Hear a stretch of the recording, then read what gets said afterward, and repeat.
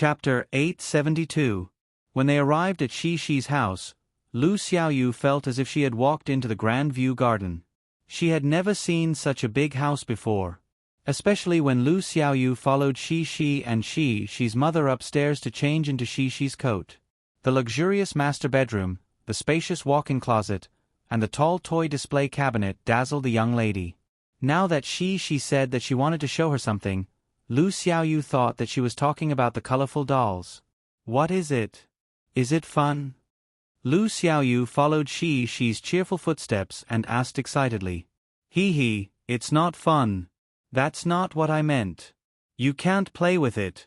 She felt that Lu Xiaoyu's words were wrong. She grabbed Lu Xiaoyu's arm embarrassedly and twisted it as she laughed. Lu Xiaoyu was confused. She followed Cici curiously, and the two girls went into the fortress. Tong Tong opened his mouth slightly and looked at his two sisters who were like gods descending from the sky with a puzzled expression. However, after a while, a happy expression appeared on his face. He thought that his sisters wanted to play with him. Tong Tong really liked playing with his sisters. Sister. Tong Tong innocently stretched out his little hand. In his hand was the little forklift that he had been playing with earlier. It seemed that he wanted to share his toy with his sisters. Lu Xiaoyu happily took it and said, Shi, give me the toy that your brother gave him. However, before Cici could respond, little Momo crawled towards her again and waved at Lu Xiaoyu anxiously with sounds. I haven't even warmed it up yet. Are we going back now? Lu Xiaoyu had no choice but to hand it over. Tong Tong then hugged his little forklift and looked at the young lady with a smile. He was in a good mood. At such a young age, he actually knew how to tease his elder sister. However, at this time, Shi did not care about this small interlude. She sat down in front of Tong Tong and got straight to the point. The little girl tugged at her brother's pants. Coincidentally, Tong Tong wasn't wearing diapers. Although she didn't know the reason, it saved Shi a lot of trouble. She wouldn't think too much about it. Little you, come and see. She saw the content that she wanted to share with her friends, so she happily turned her head and called out to Lu Xiaoyu. Lu Xiaoyu was extremely curious. She felt that she must have discovered something magical since she was being so mysterious. She leaned over and peeked her head over. Tong Tong had no idea what was going on. He only felt two furry heads pressing against his chest. It was the same feeling he had when he played with Xiao Guai, Xiao Hui, and Dodo. He narrowed his eyes and laughed happily. Only two small voices could be heard discussing eagerly. Shi, what are you looking at? Look at my brother's place. Hey, it looks like a little bug. Hee, it's not a little bug. It's where my brother pees. Huh. It's magical, isn't it? My papa said that boys and girls are different. She showed off her knowledge. Is that so? It's really magical, right? I'll show it to you. I haven't told anyone else yet. Shi, can I play with it? There were rustling sounds as if someone had reached out a small hand. No. Fortunately, Shi stopped her in time. My papa said that I can't touch where boys pee. Is that so? Yes. My papa also said that I can't let anyone touch or look at girls pee. The same goes for boys. Okay. The two little girls chatted endlessly. Tong Tong was a little impatient. Moreover, a few strands of Lu Xiaoyu's hair floated up from her head, tickling his chin. The little guy raised his chubby little hand and pressed Lu Xiaoyu's head. Ouch. Lu Xiaoyu and Shi cried out at the same time. They both covered their heads and raised their heads. After bending over for so long, the two little girls' faces were a little red and their hair was a little messy. They looked very cute. Shi complained, Little you, why did you hit my head? I didn't hit you. It was your brother. He pushed my head. Lu Xiaoyu rubbed her forehead. It didn't hurt that much. She was happy. It's all your brother's fault. She wasn't angry. She giggled and reached out to rub Tong Tong's head. Tong Tong seemed to be very happy after the prank. He sat there with his eyes curved into crescents and smiled. Lu Xiaoyu didn't follow Shi's example and rubbed Tong Tong's head. Instead, she made a face at Tong Tong. Shi's interest was piqued. She followed Lu Xiaoyu and made a face at her brother. Tong Tong liked to imitate. He tried to imitate them and tried to make faces. However, the little guy couldn't control his facial expression. He couldn't keep one eye open and the other closed. Therefore, Shi and Lu Xiaoyu found it amusing to see Tong Tong's frown. His eyes were tightly closed, and his little face was wrinkled. Murphy finished setting up the washing machine and came out of the bathroom. When she passed by the living room, she saw Shi and Lu Xiaoyu sitting in front of Tong Tong. The two girls burst into laughter. Murphy saw the whole scene. She smiled gently and shook her head as she went to find Yang Yi. "What's wrong? Are Shi and her classmates having fun?" Yang Yi asked with a smile when he saw Murphy enter the kitchen. He was fiddling with the mold with gloves on. "They're having fun. They can't stop laughing." Murphy laughed. "And you don't know?" She even took the initiative to bring her classmates to play with Momo. "Really? Don't they find Tong Tong boring?" Yang Yi asked in surprise. "I don't know. I also think it's amazing. But it's good. The older sister likes to play with the younger brother, so she won't bully him." Mo Fei was a little touched and said, "The two children have a very close family relationship. I hope to see this the most." Murphy didn't know that while she was feeling touched, Shi and Lu Xiaoyu had already jumped out of the fortress. The two girls didn't continue to make funny faces with Tong Tong. Just now, Lu Xiaoyu said that she was interested in Shi's dolls, so Shi took her upstairs to see them. "Let me tell you, I saw a very big giraffe in Australia. But it wasn't a real giraffe. It was also a doll, but it was as big as a real giraffe." On the stairs, Shi excitedly gestured with Lu Xiaoyu. "But my papa didn't buy it for me. He said we couldn't get it back." Lu Xiaoyu's eyes were filled with regret. She also wanted to know what a giraffe doll that looked like a real giraffe looked like. Chapter 873. Sister Qing, you taught music and dance at Huijia Primary School. Have you taught this dance before? In a tea house in Rivertown's Binhai district, Xia Suqing was drinking tea and chatting with a few of her best friends. Suddenly, one of her best friends grabbed her hand and started recommending the dance enthusiastically. Xia Suqing leaned over and glanced at the other party's phone. On the screen, there were two girls in hot pants dancing the Seve shuffle dance. However, Xia Suqing was just an ordinary music teacher. Because she had learned folk dance in art school, she was arranged to take dance classes. However, she wasn't a dance fanatic. She didn't know how to dance in her free time and didn't pay attention to the hot topics on the internet. After watching it, Xia Suqing shook her head. "No, I haven't seen this dance before. What's it called again?" "You haven't heard of it? This dance is so popular now. Do you know Yang Huan and Guazi?" Xia Suqing shook her head. Her other two best friends were still fighting over the phone to watch it. "Then you're so special." After being ridiculed by her best friend, Xia Suqing realized that the dance was made popular by the two variety show hosts. "No way. I think I've seen this dance before. It became popular overseas last month." At this moment, one of her best friends finally chimed in. "I think it was a girl from our country who was the first to dance. My boyfriend, Danny, even asked me if this girl was a celebrity in our country." Xia Suqing's best friend was very bold. She found a handsome Spanish guy in Shanghai to be her boyfriend. However, their relationship lasted for half a year. Because Danny returned to China, their relationship ended. The gossipy women changed the topic. They were curious and eager to talk about Danny. In the evening, Xia Suqing returned home. There was one good thing about being single, and that was freedom. She took a comfortable bath to get rid of the tiredness accumulated from shopping with her best friend. Then, she went to the kitchen and took out a small cucumber, a few small tomatoes, lettuce, dragon fruit, strawberries, bananas, and so on from the fridge. "Because I happened to meet you, leaving behind footprints is beautiful.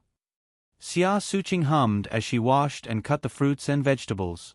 She placed them in a large white glass bowl and poured yogurt over them. She stirred them briefly before carrying them back to the living room. Although she didn't need to lose weight, it was important for a woman to maintain her figure. Xia Suqing usually ate such a simple diet meal in the evening. It was nutritious and delicious. Xia Suqing put the glass bowl on the coffee table and turned on the TV to see if there were any interesting programs. After changing a few channels, Xia Suqing couldn't help but stop.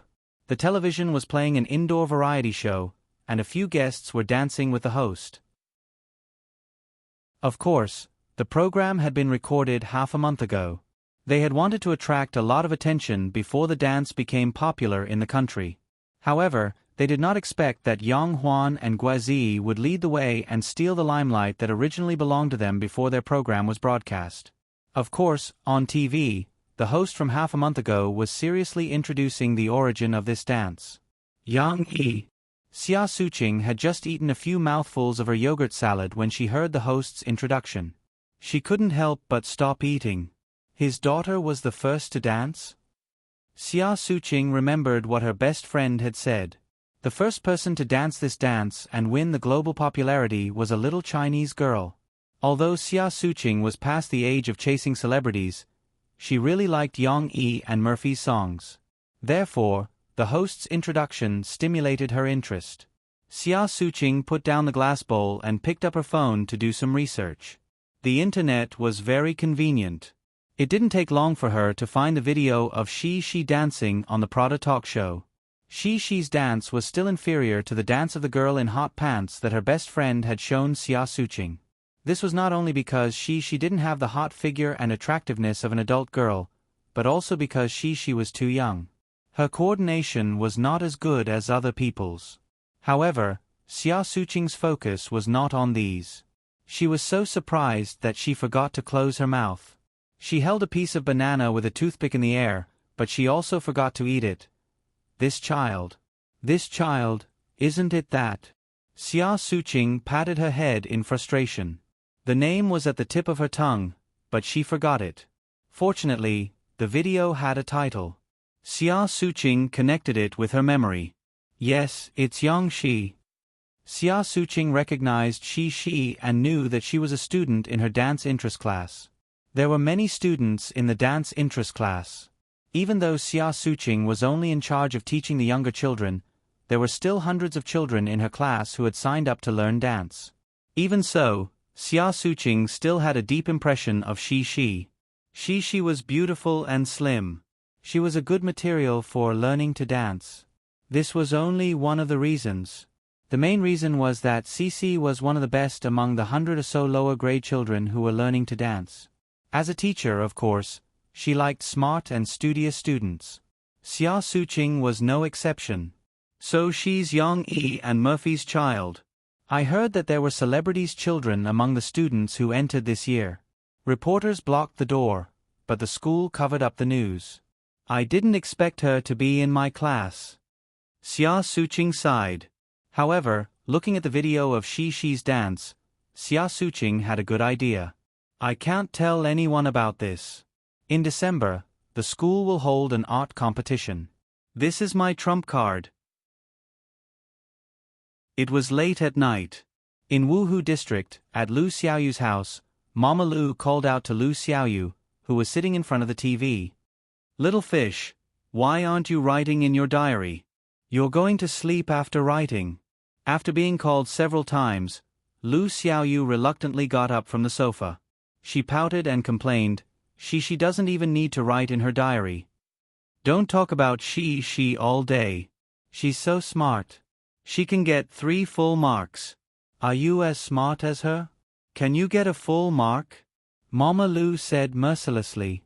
Lu Xiaoyu opened her mouth, but in the end, she shook her head helplessly. That's right. We're just a clumsy bird that flies early. Hard work makes up for it. Mama Lu's tone softened and she said gently, besides, you went to Shi's house today. There must be a lot of interesting things. Don't you want to write them down? But I want to watch TV. Although Lu Xiaoyu complained, she obediently walked back to her room and took out the thick notebook that her father had specially prepared for her to write in. Lu Xiaoyu was similar to Yang Luoqi. Their parents liked to arrange for their children to go to tutoring classes in advance so that they could learn elementary school content in advance. Although Lu Xiaoyu still didn't get full marks in her exams, if she was tested on content that she hadn't learned before, her score might be higher than Shi's. For example, in Chinese class, Shi was still obediently learning pinyin and strokes from the teacher. However, Lu Xiaoyu could already write a lot of words. Writing in a diary was also a kind of exercise. Going to Shi's house to play, she didn't know how to write Shi's name. Mama Lu was right. Not only did Lu Xiaoyu have a lot of fun at Shi's house today, but she also learned a lot of new things. After she started writing in her diary, Lu Xiaoyu concentrated on recalling. October 4th, Saturday, the weather is fine. Today, I went to Cece's house to play. Cece's house is very big and beautiful. However, Lon Xian's house is even bigger than mine. I like to go to their house to play. Cece has a big long Jinlu, she wrote it wrong, toy in her brother's room. It's so big, I like it very much. However, Cece said that hers is not big, and there are bigger ones. Lu Xiaoyu was talking about the large plush dolls that Shi had prepared for Tong Tong's room. Those were all made by Yang Yi after he came back from Australia and bought a toy factory. Of course, the most important thing was to make those fairy tale-like accessories and sell them on the Sahara online mall. However, Yang Yi didn't forget his promise to Shi. He made many large plush dolls for her, including a giraffe. However, because the warehouse at home wasn't as big as other people's, the giraffe plush doll had shrunk a lot. I have a lot of friends today, and I even got to know Cece's dog. It's called Bao Bao. I'm so happy. The first grade girl's diary wasn't long. There were only a few lines of words, and there wasn't even any substantial content. However, after she finished writing, Lu Xiaoyu was very satisfied. She felt that she had recorded all the happy memories of today in these few lines of words. It seems like something is missing, but it doesn't matter. Chapter 874. She had a lot of fun with her friends on Saturday. They went from Yang Yi's villa to Lon Xian's villa, and their laughter filled the entire villa area. However, happy times were always short-lived. On Sunday, she was bored again. Because her parents were busy recording songs, she could only follow them to the studio. Moreover, she had to take care of her little brother. Auntie Xiaowan and Sister Ai are taking care of my little brother. She said unhappily. Papa, can I go in and play with you? This is a job, not a game. Mo Fei said seriously. Tong Tong was restricted from entering the recording studio by Murphy because he was too noisy. At this time, the baby was at the important stage of babbling and learning to speak. Of course, Tong Tong could not speak a lot. He could only use some common titles and simple words such as no and give. However, this did not prevent Tong Tong from trying to express his emotions. When he couldn't express himself, he would make a lot of noises, and his voice was extremely loud. Compared with Lonqin's loud voice, it was not inferior. Mo Fei was usually very happy, thinking that little Wan Wan was the successor of her good voice. What was more interesting was that not only could Tong Tong chat with the adults and talk to himself, he could also chat happily with the cats and dogs at home. When Steamed Bun played with him, he would imitate Steamed Bun and bark. When Little Guai was bored, he flipped through Tong Tong's sign. When Little Guai was willing to play with him, Tong Tong would happily imitate him and bark. Although he was not very good at it, it could be seen that he was trying his best to bark. Of course, Little Guai would look at him with disdain, as if he was looking at an idiot. However, Tong Tong was still noisy. If they left him in the recording studio, even if he did not go into the soundproof room, he would still scream non-stop when he saw his parents. Yang Yi and Murphy would not be able to concentrate on their work. He could only ask Mo Xiaowan to take care of him outside. Fortunately, Tong Tong would not stick to his parents when he was playing with friends. Yang Yi patted Shi's shoulder and said with a smile, "Well, let's do it this way. If you can take good care of your brother in the morning, Dad will allow you to go inside in the afternoon and observe Mom's work, okay? Of course, you have to be quiet. You can't talk and disturb your mother." Shi pouted, thought for a moment and said, "But I can also be inside now. I won't talk." Yang Yi did not believe that she would be able to hold herself back from talking. Even the promise he made before was just a reward to encourage Shi to accompany her brother and reduce the burden on their parents. However, Yang Yi did not expect that Shi would be so smart to be able to catch his flaw. "Not now. Little brother is playing outside by himself and is a little scared. He needs you to accompany him." Shi, you have already grown up. You can also help Mom and Dad with some things." Yang Yi said gently, "Are you willing to help Mom and Dad?" "I am willing." Shi hesitated for a moment, then twisted her waist and said reluctantly, "Then help Mom and Dad take care of Mommy. If you can take good care of your brother, Dad can take some time out in the afternoon to teach you how to use the keyboard to make music, okay?" Yang Yi used a different method to reward her. "Is it inside?" Shi's eyes lit up.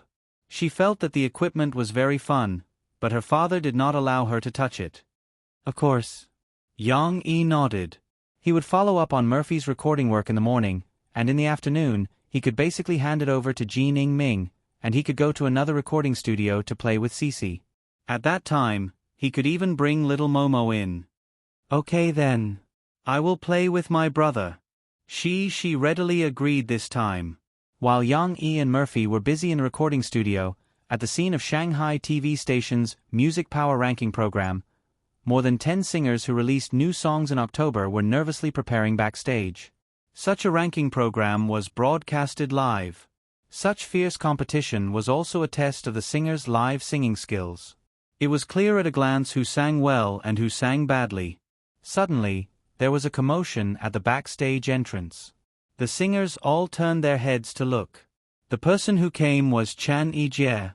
Chan Yijie released his first pure Mandarin album in October.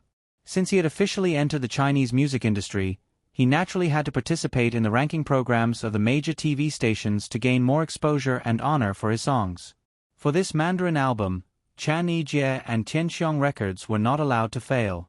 Even if Chan Yijie was a heavenly king in Harbor City and one of the famous coaches of China's The Voice, he still had to put down his pride and give it his all. He had to strive for a dazzling result on his debut album.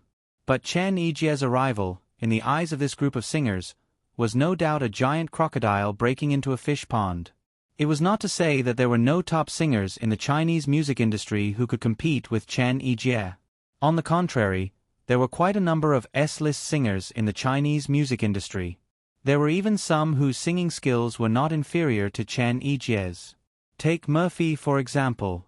Although she was the weakest and least experienced among these singers, if they were to really compare, her singing skills were definitely comparable to Chan Yijie's. Not to mention Yang Yi, who was a hidden master who did not give himself any results. But among the singers who released their new songs or albums in October, among those who were able to come to the Chinese Music Power Chart today, there was really no one who had the confidence to beat Chan Yijie. However, although Chan Yijie's arrival caused a commotion and discussion, he did not make a big show of it. Chan Yijie only brought along his 2 assistants. He even smiled and greeted the staff and singers along the way. "Eason, you're so unkind. You're already a coach, yet you're still here to compete with us small singers." A coquettish laughter sounded abruptly from the side. It was Li Man. In the end, she still chose to release her new album in advance. She did not want to delay it again and again, but she also did not dare to go head-to-head with Murphy, who had Yang Yi's protection. In the end, she braced herself and went head-to-head with Chan Yijie. Of course, she chose to compete with Chan Yijie because she had prepared a backup plan. But this backup plan was not to be used today. Li Man tried to avoid Chan Yijie to participate in the chart show. But she did not expect Chan Yijie to have the time to come to Shanghai for the chart show when he was recording China's Voice in Beijing. Now, Li Man's heart was particularly unhappy, and even a little angry, but her face was still piled with a kind smile. Everything showed that she was just joking with Chen Yijie, and also trying to use her beauty to get closer to Chen Yijie. Li Manman would not go around making enemies. She was best at putting on a show. If she could numb her opponent, that would be the best. After entering the industry, every singer is actually the same. There is no distinction between big and small. Chen Yijie said modestly in his Mandarin, which was still very common even though he had been trained. And every time I release a new song, it's a challenge.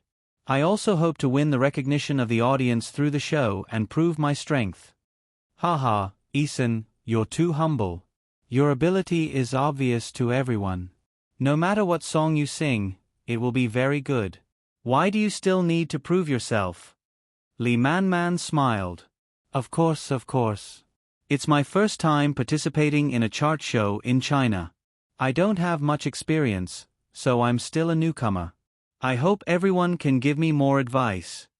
Chen Yijie said seriously, Alright, I haven't asked yet. How should I address you? Li Manman's smile froze.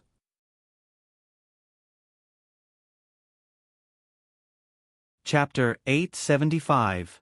It was already too much to say that he was a newbie. Li Manman couldn't imagine that Chen Yijie didn't know her. Was she already past her prime? That shouldn't be the case. Even if Li Manman was still one step away from becoming a song queen, her fame was still maintained at the forefront of the first-line singers through variety shows and various kinds of hype in the past 2 years.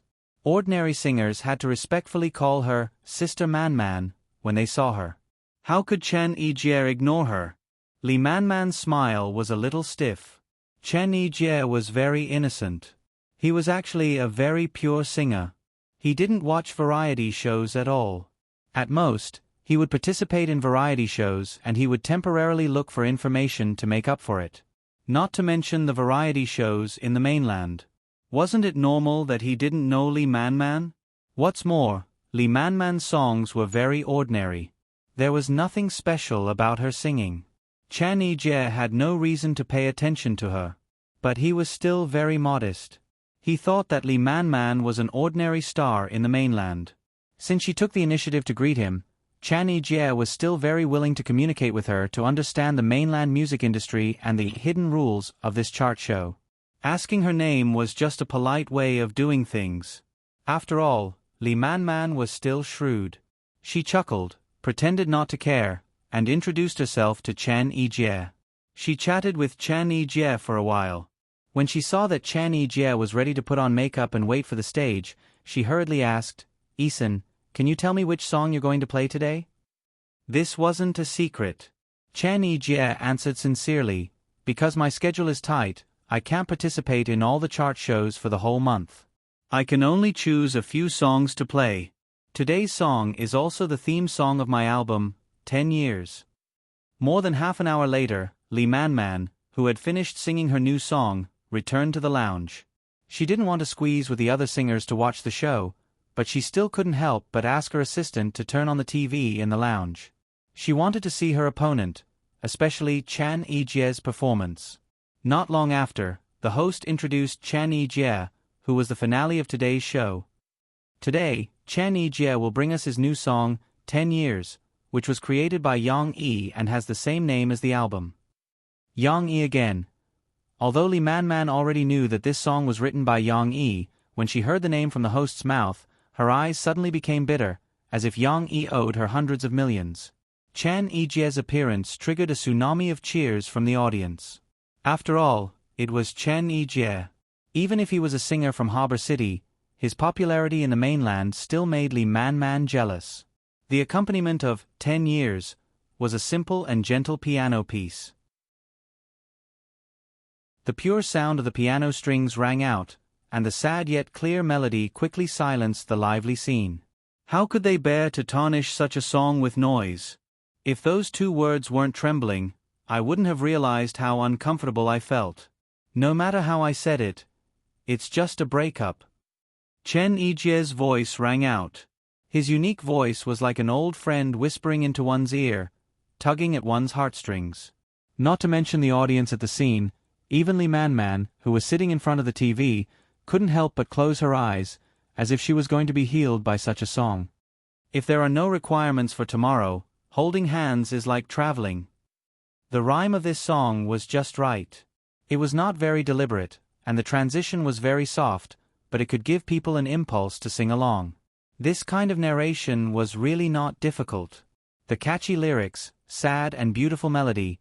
For this song, Lee Man Man couldn't think of a reason why it wasn't popular.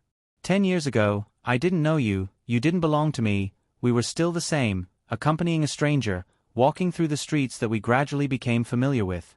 10 years later, we are friends, we can still greet each other, but that kind of gentleness can no longer find a reason to hug. Lovers inevitably become friends in the end.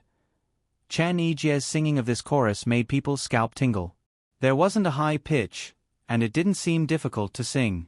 However, any professional singer could tell that the difficult part was to not raise the pitch. The difficult part was to sing like Chan Yi-jie, who was able to sing with ease and to express the sadness to the fullest, yet with just the right amount of time. This was one of the major characteristics of Chan Yi-jie's singing. There weren't too many complicated techniques, but it was good at moving people with emotions. Lee Man Man, this opponent at this moment, couldn't help but be stunned as she listened. This song is not that good. Lee Man Man's heart was very unwilling to resist, but her charming eyes couldn't help but mist. Why did she have a feeling of wanting to cry? Why did she think of that person again? 10 years ago, I didn't know you, you didn't belong to me. What Lee Man Man thought of was her first love. It was the only feeling in her life that she had seriously treated. That was when they were in high school. At that time, she was still very simple, and she met him who was equally simple. Although they weren't in the same class, the two of them unexpectedly bumped into each other. He was very gentle to her, and the time they spent together was very beautiful. Unfortunately, Lee Man Man was fancied by her previous agency and went to the capital to be a trainee, so she chose to break up with them. At that time, Lee Man Man was ruthless. For the sake of her dream, she was ruthless to herself and to others. How is he now? A good person like him should have found someone who loves him again, right? Perhaps, he has already married and had a child. Lee Man Man secretly thought. After leaving her hometown, Lee Man Man never contacted him again. She also didn't inquire about him from her classmates. For 10 years, Lee Man Man thought of him for the first time. After all, first love was a louse that couldn't be removed from the heart. It was the most beautiful existence in her memory. Lee Man Man couldn't deny that after so many years, this relationship was still the most beautiful. Not to mention, her feelings were completely out of her control, and it was difficult to talk about it. If I was willing to go back to the past, would he still accept me? Lee Man Man couldn't help but think. But soon, she gently smiled bitterly. She couldn't go back to the past. Not to mention that he wasn't with someone else now. Lee Man Man wasn't the same as before. Her vision was a lot higher, and he wasn't a handsome guy. Compared to those little fresh meat in the entertainment circle, he was a bit too old-fashioned. Her thoughts were pulled a little far away. When Lee Man Man came back to her senses, Chan Yi-jie had just finished singing, and the audience under the stage began to cheer again. Lee Man Man kicked away the topic of love, and her eyes became cold again. She looked at the TV and saw that Chan Yi-jie was receiving more enthusiastic feedback than her own. Her heart was helpless and unwilling. This competition, I'll let you win. But I'll get back at you. Lee Man Man gnashed her teeth and thought.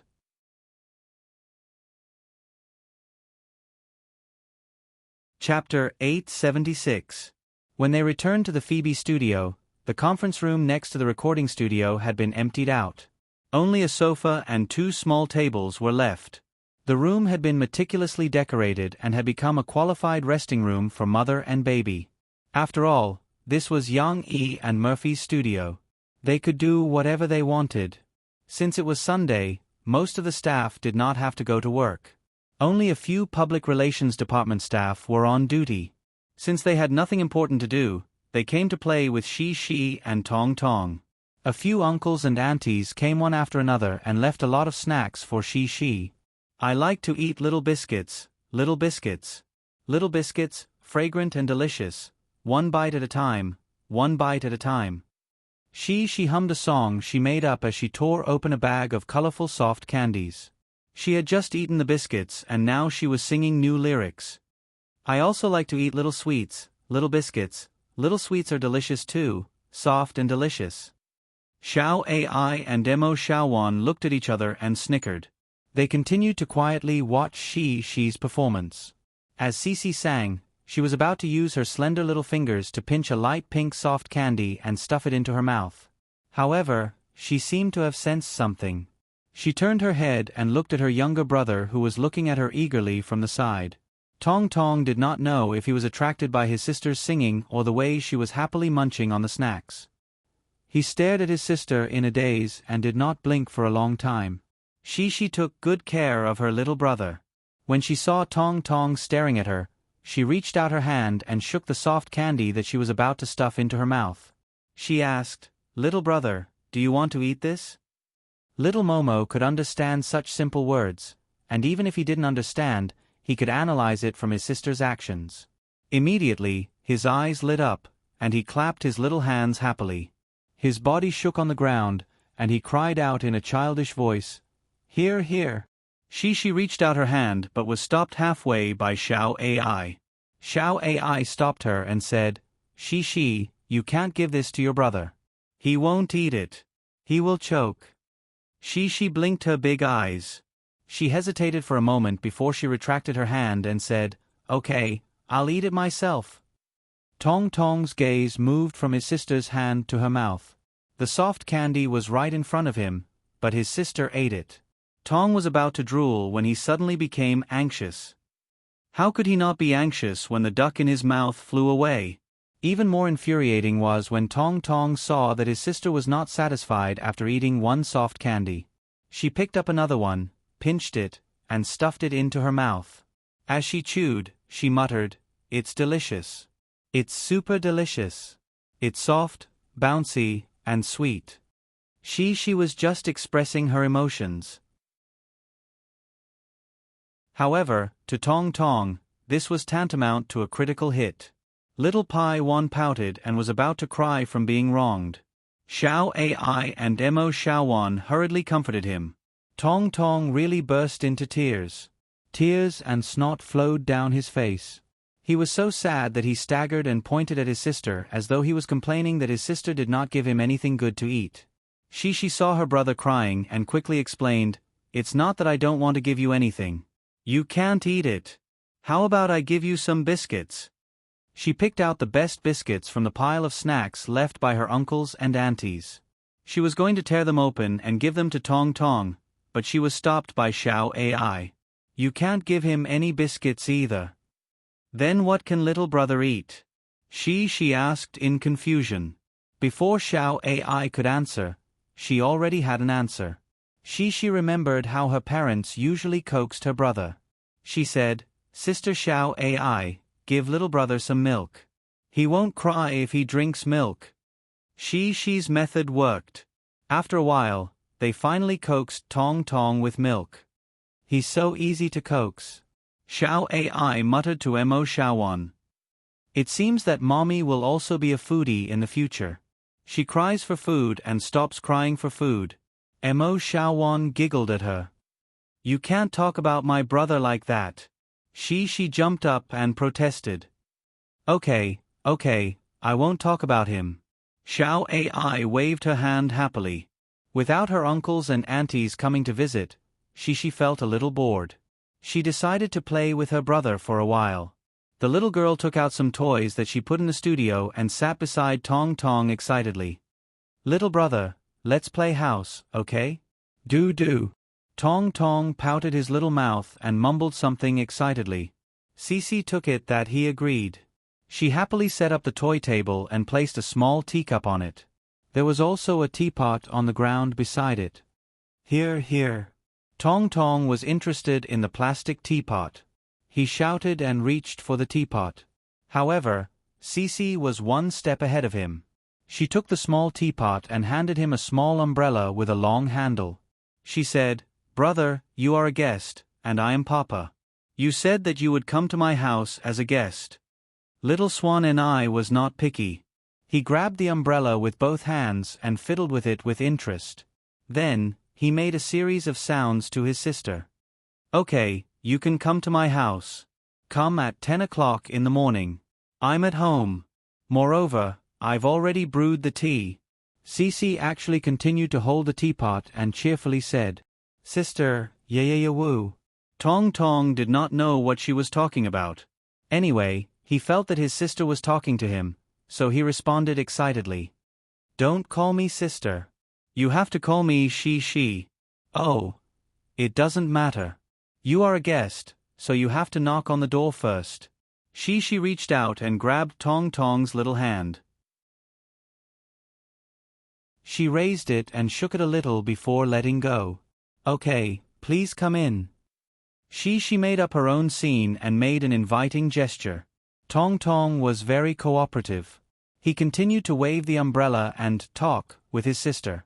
"It was raining when you came. It must be very cold. My tea is ready.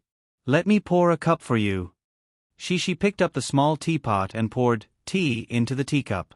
Then she handed the teacup to Tong Tong. Little Ming Hui grabbed the teacup in one hand and the umbrella in the other. It twisted and turned excitedly, and finally both of its hands were raised high in the air. "Cheers. I'll drink with you too." Cece seemed to have understood her brother's meaning.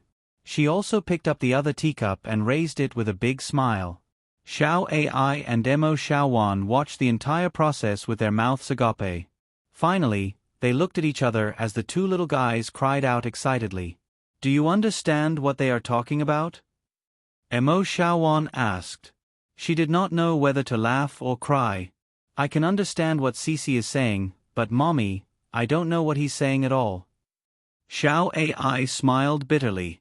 Mo Xiaowan interrupted Shi and asked, Shi, do you understand what Mommy is talking about?" Shi giggled and said, "I know. My brother said that it's too good. He said that I like your tea very much."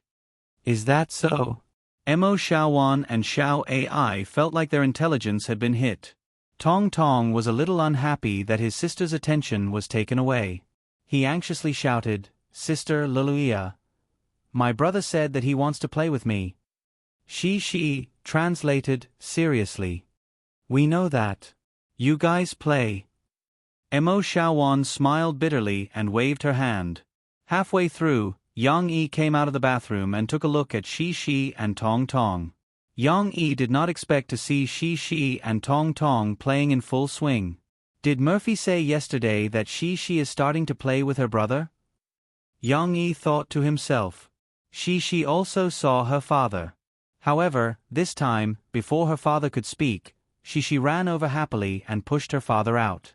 She said, "Papa, I don't want to play with you. I want to play with my brother." Yang Yi was pushed out by his daughter with a confused look on his face. He returned to the recording studio in confusion. She said that she wants to play with her brother more. She doesn't need to go to the recording studio in the afternoon.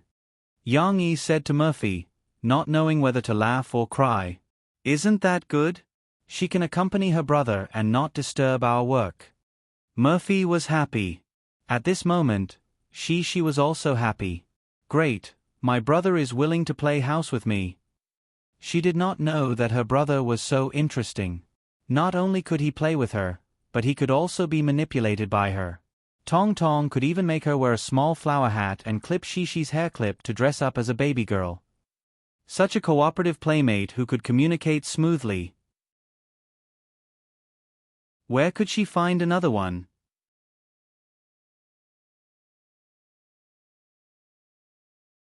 Chapter 877.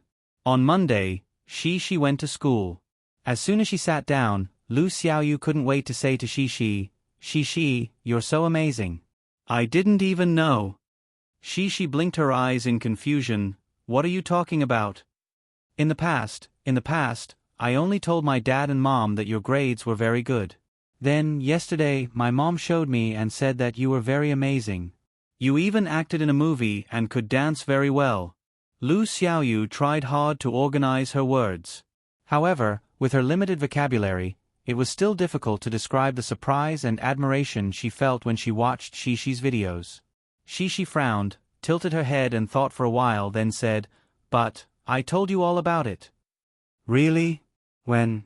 Lu Xiaoyu asked with some surprise. "Really?" Shishi nodded firmly and said, It was the second day after we came to school. I told you that I could act in movies, dance, sing, and draw. You also said that I was very amazing." Shishi's excellent memory was reflected at this moment. This matter did happen, but Lu Xiaoyu completely forgot about it that day. She only remembered that she made an interesting new friend. Lu Xiaoyu pouted, "Okay, then I don't remember. But I think you're very amazing.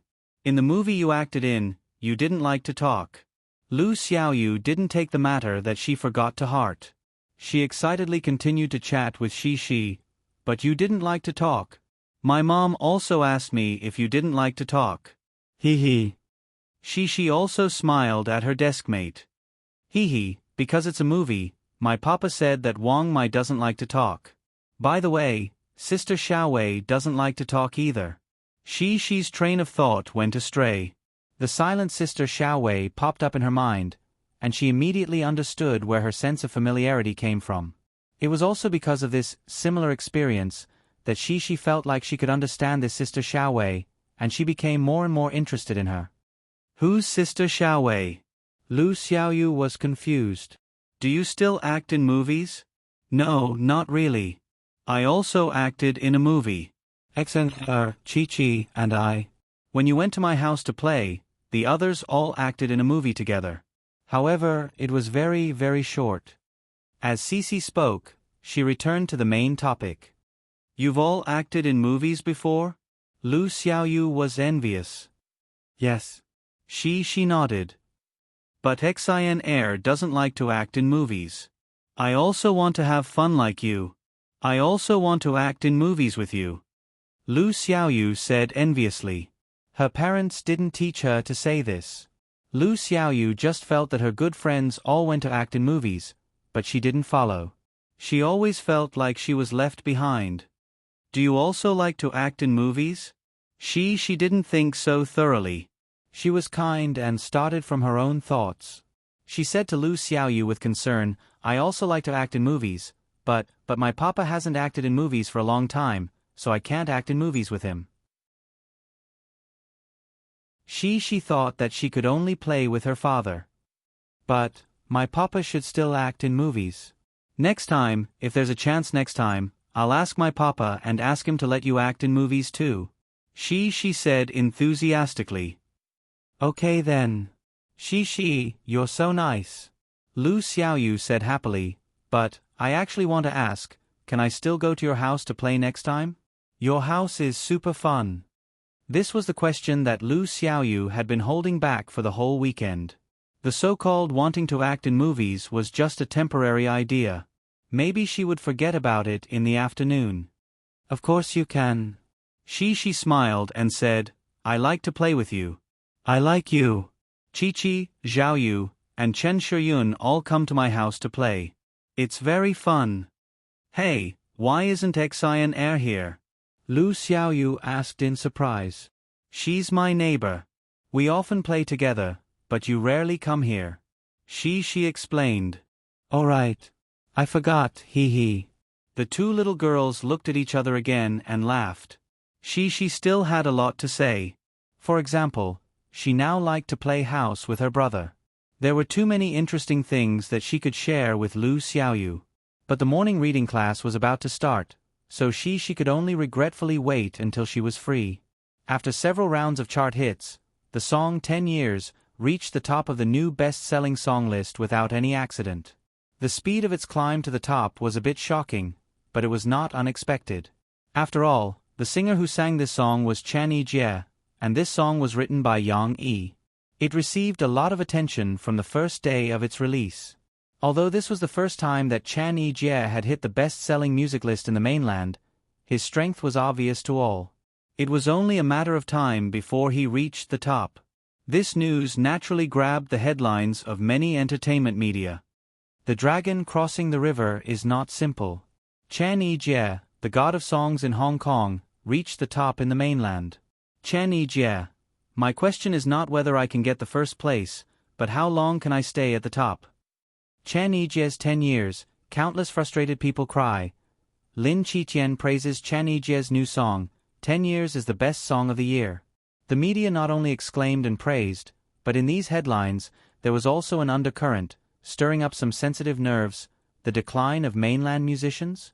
Hong Kong artist Chen Yijie is lonely and seeking failure. This is not a mistake. Chen Yijie sounds the horn for Hong Kong artists to enter the Chinese music industry? There is no way out for Hong Kong music, the four gods of songs in Hong Kong have fled. Of course, these reports were not able to cause too much of a storm for the time being, but there was indeed a storm brewing silently. Now, the public was more concerned about the critics' evaluation of the song. Interestingly, almost most of the critics gave Chen Yijie high marks, but their evaluation of the song was mixed. Some felt that the song was written with sincere feelings, the melody was beautiful and simple, and it was a rare high-quality song. Some felt that the song was ordinary and lacked high-pitched changes in the melody, but Chen Yijie's perfect interpretation made the song amazing. The music review of the well-known music critic, Li Shijian, received the most spread and likes. He recognized the song very much and even put forward the point that we should combine the lyrics and the singer's skills to evaluate a song, not separate them. However, after praising 10 years in the beginning, Li Shijian said in the end, I like the song 10 years very much, but I don't think it is the best song of the year. In Chen Yijie's own album, there are many excellent works, such as teacher Yen Chongjiang's Passerby, and another song written by Yang Yi for Chen Yijie, Red Rose. These songs are not necessarily worse than 10 years. Li Shijian's words were obviously a refutation of Lin Qiqian and Chen Yijie's mutual commercial praise. Especially Red Rose, the lyrics of this song have a special appeal that makes people's hearts throb, and it also uses a lot of complicated phrasing skills. We will talk about these in detail in the next music review. But just comparing these two songs, it's hard for me to say which one I like better. Moreover, don't forget, in November, Murphy has a new album to release. This album is also made by the music genius Yang Yi himself. There are 12 songs competing with 10 years. It's too hasty to say that 10 years is the best song of the year. Regardless of whether he refuted Lin Qiqian or not, looking at his music review, it can be seen that Li Shijian has become Yang Yi's hardcore fan.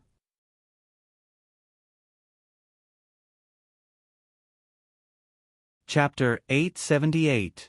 There was a dance class on Tuesday afternoon.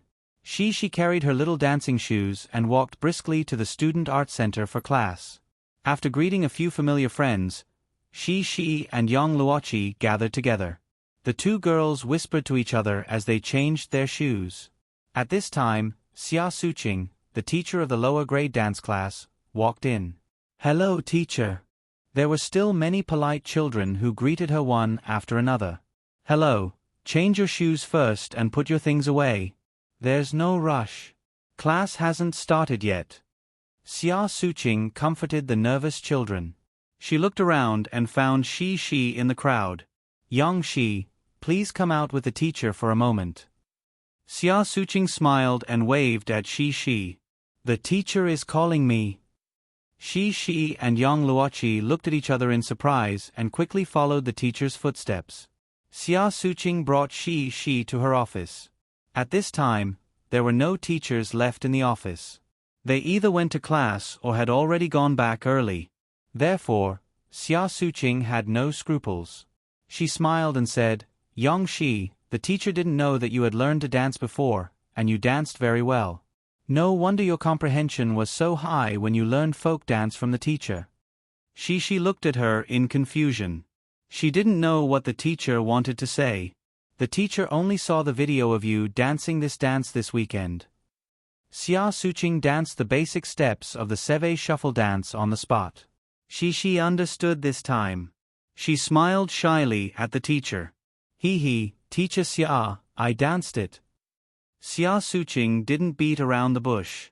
She went straight to the point and said, Yang Shi, since you can dance so well, our school will have a dance competition in December.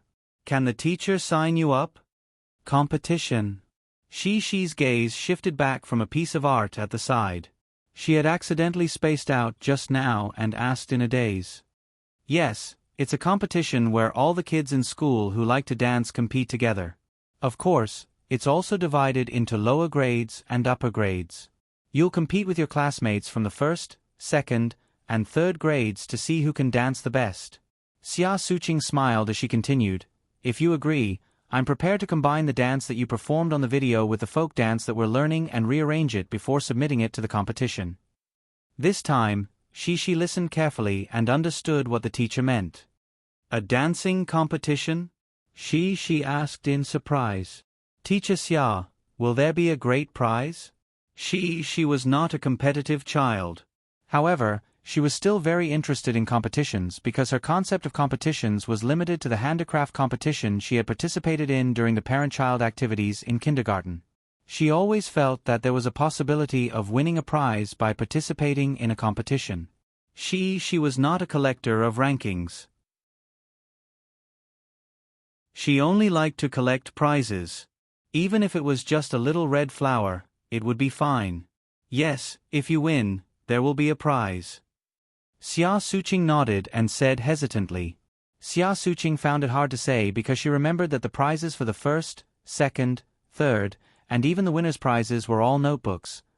Notebooks of different specifications. At most, the top 3 would get a certificate as a souvenir. Okay then. I want to participate, I want a prize. She replied energetically. Xia Suqing breathed a sigh of relief and smiled. She was willing to participate in the competition and she signed up as Shi's instructor. If she got a good result, she, as the dance teacher, would also benefit from it. Although Xia Suqing was indeed a little selfish, she was not selfish. She just wanted to get a good result so that she could get a higher bonus at the end of the year. If she could get a higher salary, that would be great. After returning home, Murphy heard Yang Yi relay Shi's words and asked in surprise, "You're going to participate in the school's dance competition?" Shi had just jumped onto the sofa to play with her brother. When she heard her mother's question, she was leaning her head against the back of the sofa and kicking her little feet on the soft sofa. She held her belly and stuck out her little butt. After a while, she rolled over and looked at her mother with her fluffy hair. She smiled and said, "Yes. My baby is also participating in the competition." Murphy walked over and hugged Shi intimately. She kissed her on the forehead and said with some emotion, "Time flies. When I was young, I also participated in the competition. It feels like it was only yesterday and now it's your turn." Mom also participated in the competition? She asked curiously. Yes, about the same as you. Mom was still in the United States at that time. When she was young, she participated in many competitions, such as dancing, singing, and playing the violin. She even appeared on TV because of it, but it was only on a small local TV station. Murphy smiled. Mom is so amazing. She looked at her mother in surprise. Mom, do you have a lot of awards?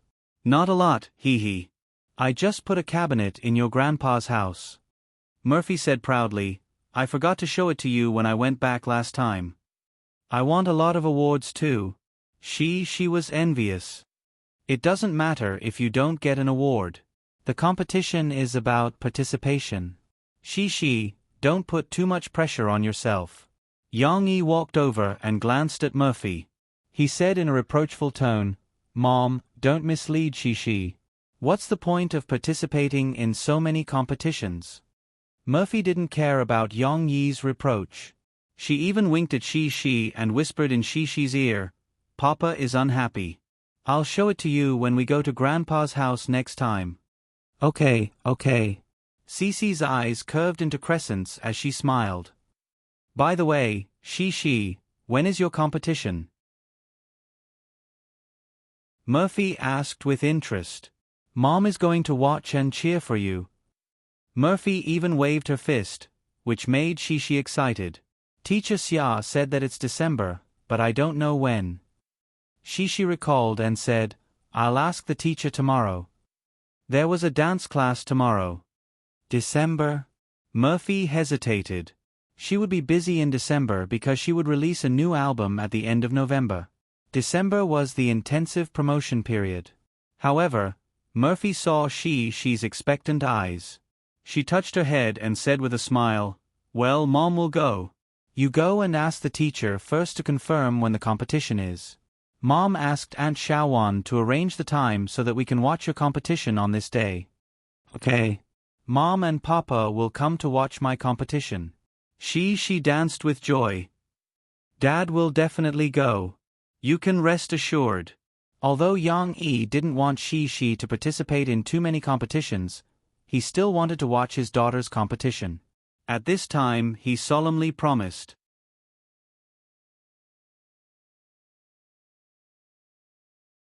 Chapter 879. The next time she saw Yu Xiaowei was on a Friday afternoon, 2 weeks later. She and Lan Xian went to a reading class. Teacher Lai, who taught them reading class, brought Yu Xiaowei to the classroom. Teacher Lai introduced Yu Xiaowei. When she said that Yu Xiaowei was one of the best students in the 3rd grade and that she won 2nd place in the recitation competition last semester, she and many of the 1st grade children exclaimed in admiration of this senior sister. Most of the children who came to the reading class were serious about their studies. How could the naughty children sit down obediently to read? "She's really amazing." She couldn't help but violate the rules and whispered to Lan Xian. "What's so amazing about her? She can get 2nd place without saying anything. If I go up, I can definitely get 1st place." Lan Xian said confidently. But. She wanted to refute, but she found that she didn't know how to refute. It seems like Lan Xian made a lot of sense. However, very quickly, Teacher Lai encouraged Yu Xiaowei to perform a poem recitation for everyone. The word reading, if you break it down, the first word is to read, which means to look with your eyes, and the second word is to read, which means to read with your mouth. Teacher Lai also talked about a lot of principles. The ancients said that if a book is read 100 times, its meaning will be revealed. Now, many children can't recognize many words and can't understand the meaning of complex sentences. But it doesn't matter. Follow me and read it out loud. Read it a few times and you will naturally understand its meaning. You will also be able to recognize more words. Although this was a bit far-fetched, it wasn't without reason. In the reading class now, the teacher still led the children to read aloud. They couldn't let the 1st grade children who didn't know how to read too complicated books, right? Under the gaze of the junior brothers and sisters, Yu Xiaowei didn't appear to be nervous. However, her gaze was a bit downcast. She glanced at her shoes and didn't look at the other children. She didn't show any intention of joining in. After Teacher Lai's encouragement, Yu Xiaowei finally opened her mouth and read, "The reeds are green, the white dew is frost. The so-called love is on the other side of the water." The Book of Songs? Yu Xiaowei's recitation was not bad. When she was reciting, she seemed to have temporarily come out of a lonely world. Not only was her voice full of emotion, but she was also like an old pedant, slightly shaking her head as she recited. Although Yu Xiaowei recited the poem very smoothly, in reality, she had only followed the recitation teacher and memorized it by rote. She was only using it for the competition. She did not have the ability to write the entire poem from memory. Then again, this poem was something that even adults could recite without thinking, much less children. If they were really asked to write it down from memory, it was likely that a large number of them would be at a loss. But even so, Yu Xiaowei's rhythmic recitation, her bright voice, and her complex poem still managed to intimidate these inexperienced 1st graders. It was as if someone had suddenly started talking about the 8 trigrams in front of us, who were illiterate. Amazing! This time, not only she, but even Lan Xian could not help but sigh. Her round eyes were wide open as she looked at Yu Xiaowei on stage. Lan Xian seemed to be in disbelief that the person reciting the poem in front of her was the weak girl that she had knocked down previously. This serious recitation of the poem was still very loud. But why was it that when she was reciting, it was like a gentle breeze and drizzle, making it almost impossible to feel her presence? However, after the poem was recited, Yu Xiaowei returned to her previous sluggish state. Her two small hands were intertwined in front of her as her head drooped. She did not know what to do next. This was the Yu Xiaowei that Lan Xian knew. However, Shi's attention was not on this. She had been listening to Yu Xiaowei reciting the poem seriously. Although she could not understand it, she could still feel the beauty of the poem. When it was recited, the rhythm was just like a beautiful song with a beautiful melody. Xian, do you know what Sister Xiaowei is reciting? She could not help but whisper again. But it was obvious that she could not get an answer from Lan Xian.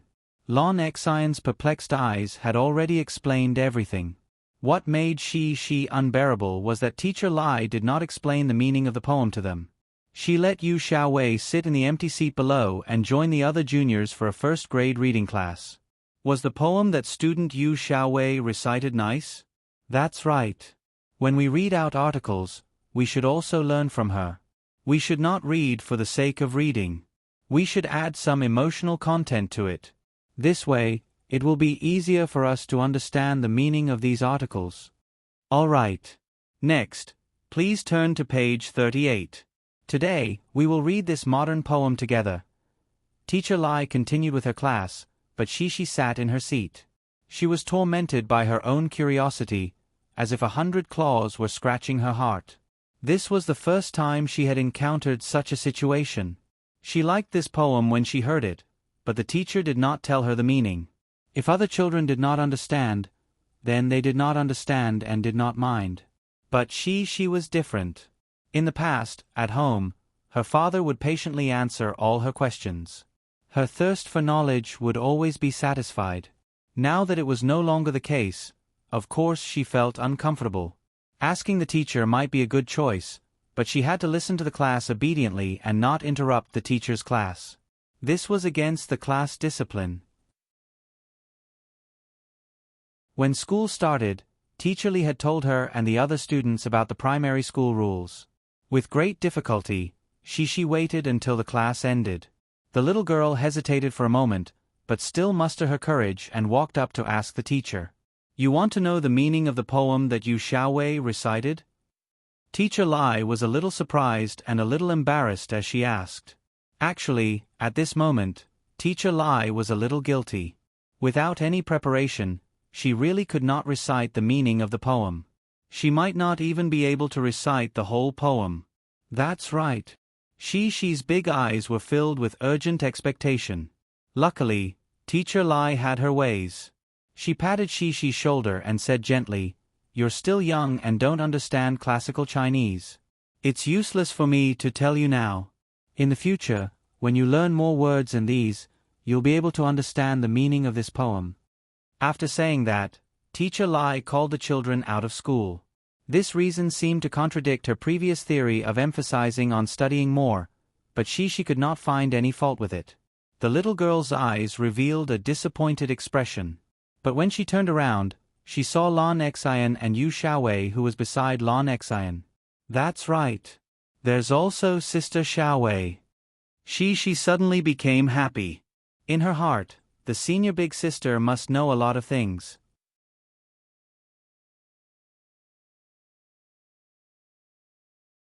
Chapter 880.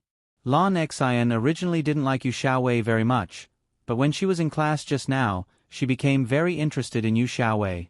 How can a person who doesn't like to talk be able to study so well? Thus, after class, Lan Xian, who was preparing to go home with Shi, followed Shi to the podium. She turned her head in boredom and saw Yu Xiaowei sitting quietly on the side, tidying up her stationery. Her eyes immediately lit up. Lan Xian was still the same as before. She leaned over and asked eagerly, Sister Xiaowei, how can you study so well? Have you practiced it before? This kind of enthusiasm scared Yu Xiaowei. When she heard Lan Xian's loud voice, she couldn't help but shrink back. She looked at the other person with some surprise and fear. However, Lan Xian's enthusiastic eyes, chubby figure, and cute face were obviously not lethal. Yu Xiaowei's fear gradually disappeared. She was returning from the teacher's office, disappointed. When she walked over, Lan Xian pouted and complained to her, Shi, Sister Xiaowei isn't talking again. She's ignoring me. Why? Exiner, what did you say to Sister Xiaowei? She asked curiously. I just asked her if she had practiced before. Lon Xian mumbled, I think she's very good at studying. She turned to look at Yu Xiaowei, then looked at Lon Xian. The little girl thought hard and finally found a reason. She said to Lon Xian, then, Xiner, you haven't introduced yourself yet, right? Why should I introduce myself? Lon Xian asked in confusion. Because, if you don't introduce yourself, how can Sister Xiaowei recognize you? She might not even remember you. She said matter-of-factly. Yu Xiaowei's gaze shifted from Lon Xian's face to Shi's face. Looking at Shi's passionate expression, she seemed a little hesitant. Sister Xiaowei, my name is Shi, and my name is Yang Shi, but you can call me Shi, and she is Lon Xin. You can also call her Xian Air. We even knocked you down before. Do you still remember? She introduced enthusiastically. Yu Xiaowei was not very willing to make new friends. She subconsciously wanted to avoid them. However, looking at Shi's cute smiling face, she felt embarrassed. I'll remember that. Yu Xiaowei nodded gently. She moved her body and got up from her seat. She tugged at the hem of her clothes that was hidden under her school uniform jacket. There was an even more beautiful peony flower embroidered on it. She could not help but say, it's mended here. Lon Xian jumped a step and shouted excitedly, I remember it too. I even tore your clothes. Wow, there's also a flower on your clothes. She looked for her clothes and said regretfully, but I'm not wearing any clothes with flowers on them today. Then, she stretched out her neck to study the flowers on Yu Xiaowei's clothes enviously. She even exclaimed, Sister Xiaowei, the flowers on your clothes are so beautiful. They're even more beautiful than mine. Shi's approach made Yu Xiaowei a little uncomfortable. She was used to keeping a distance from others. However, Shi's praise made her unable to help but feel happy. This was made by my mom. Yu Xiaowei puffed out her small chest and whispered, Your mom is amazing. She said. Lon Xian also echoed from the side.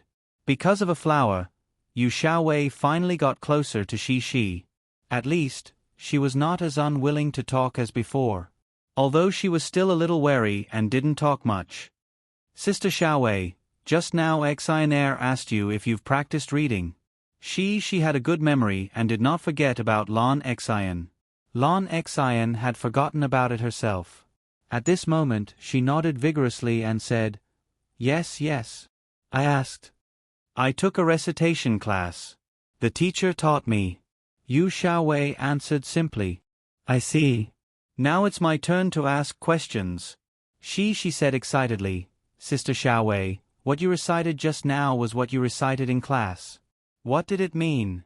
I thought it was very good, but I didn't understand. In fact, Yu Xiaowei refused to continue answering questions in her heart. She was not a question-answering machine and did not want to talk too much. However, when she saw Shi's big watery eyes, she could not bring herself to refuse. The teacher said that the poem was written a long time ago.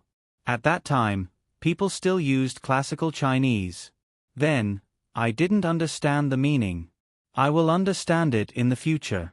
Yu Xiaowei hesitated for a moment and said it. You're already in the 3rd grade. You still don't understand? Lon Xian asked. Yu Xiaowei shook her head and said, The teacher said that I will learn it when I grow up. Then, I will understand its meaning. Yu Xiaowei was different from Shi. She did not have a strong desire for knowledge. Moreover, she was not the kind of child who liked to ask questions. She would only listen to what the teacher said. Well, Sister Xiaowei, you don't even know. She was a little regretful. I'm sorry. Yu Xiaowei felt guilty for not being able to help. Don't say sorry. He. She took the initiative to take Yu Xiaowei's hand and said with a smile, Just now, Teacher Lai also said the same thing to me. He said that I will understand when I grow up. Yu Xiaowei was flattered when Cici held her hand. She didn't know what to do with Cici's enthusiasm. Therefore, Yu Xiaowei stood there in a daze, looking down at her hand that was held by Shi. Shi said in a clear voice, "However, I can ask my papa. My papa knows a lot of things. He must know what it means. After I ask my papa, I will tell Sister Xiaowei what you mean." When Yu Xiaowei heard Shi's words, she could not help but raise her head and look at Shi. She saw the sincerity in Shi's eyes and did not know how to respond. Who cares what it means?" Lon Xien shouted. "It's so boring." Lon Xien was not interested in understanding the meaning of the poem. Although it sounded good, it was also very profound. Miss Lon already felt that it was very tiring to listen to classes and study. How could she have time to care about other things? "No, my papa said that if you don't understand, you have to ask. You can't pretend to understand." She put down Yu Xiaowei's hand and turned to Lon Xien and said seriously, "Okay then, you tell Sister Xiaowei. However, you don't know Sister Xiaowei. Where are you going to find her?" Lon Xien was quite smart in some aspects. "Right, Sister Xiaowei, where do you go to class?" She said. "Xien and I are both in the first grade class 3. Yu Xiaowei was influenced by Shi and Lon Xien's positive emotions and blurted out, "I am in the third grade class 6. She really said a lot today. Usually, when she interacted with her classmates, she did not say so much for 3 days.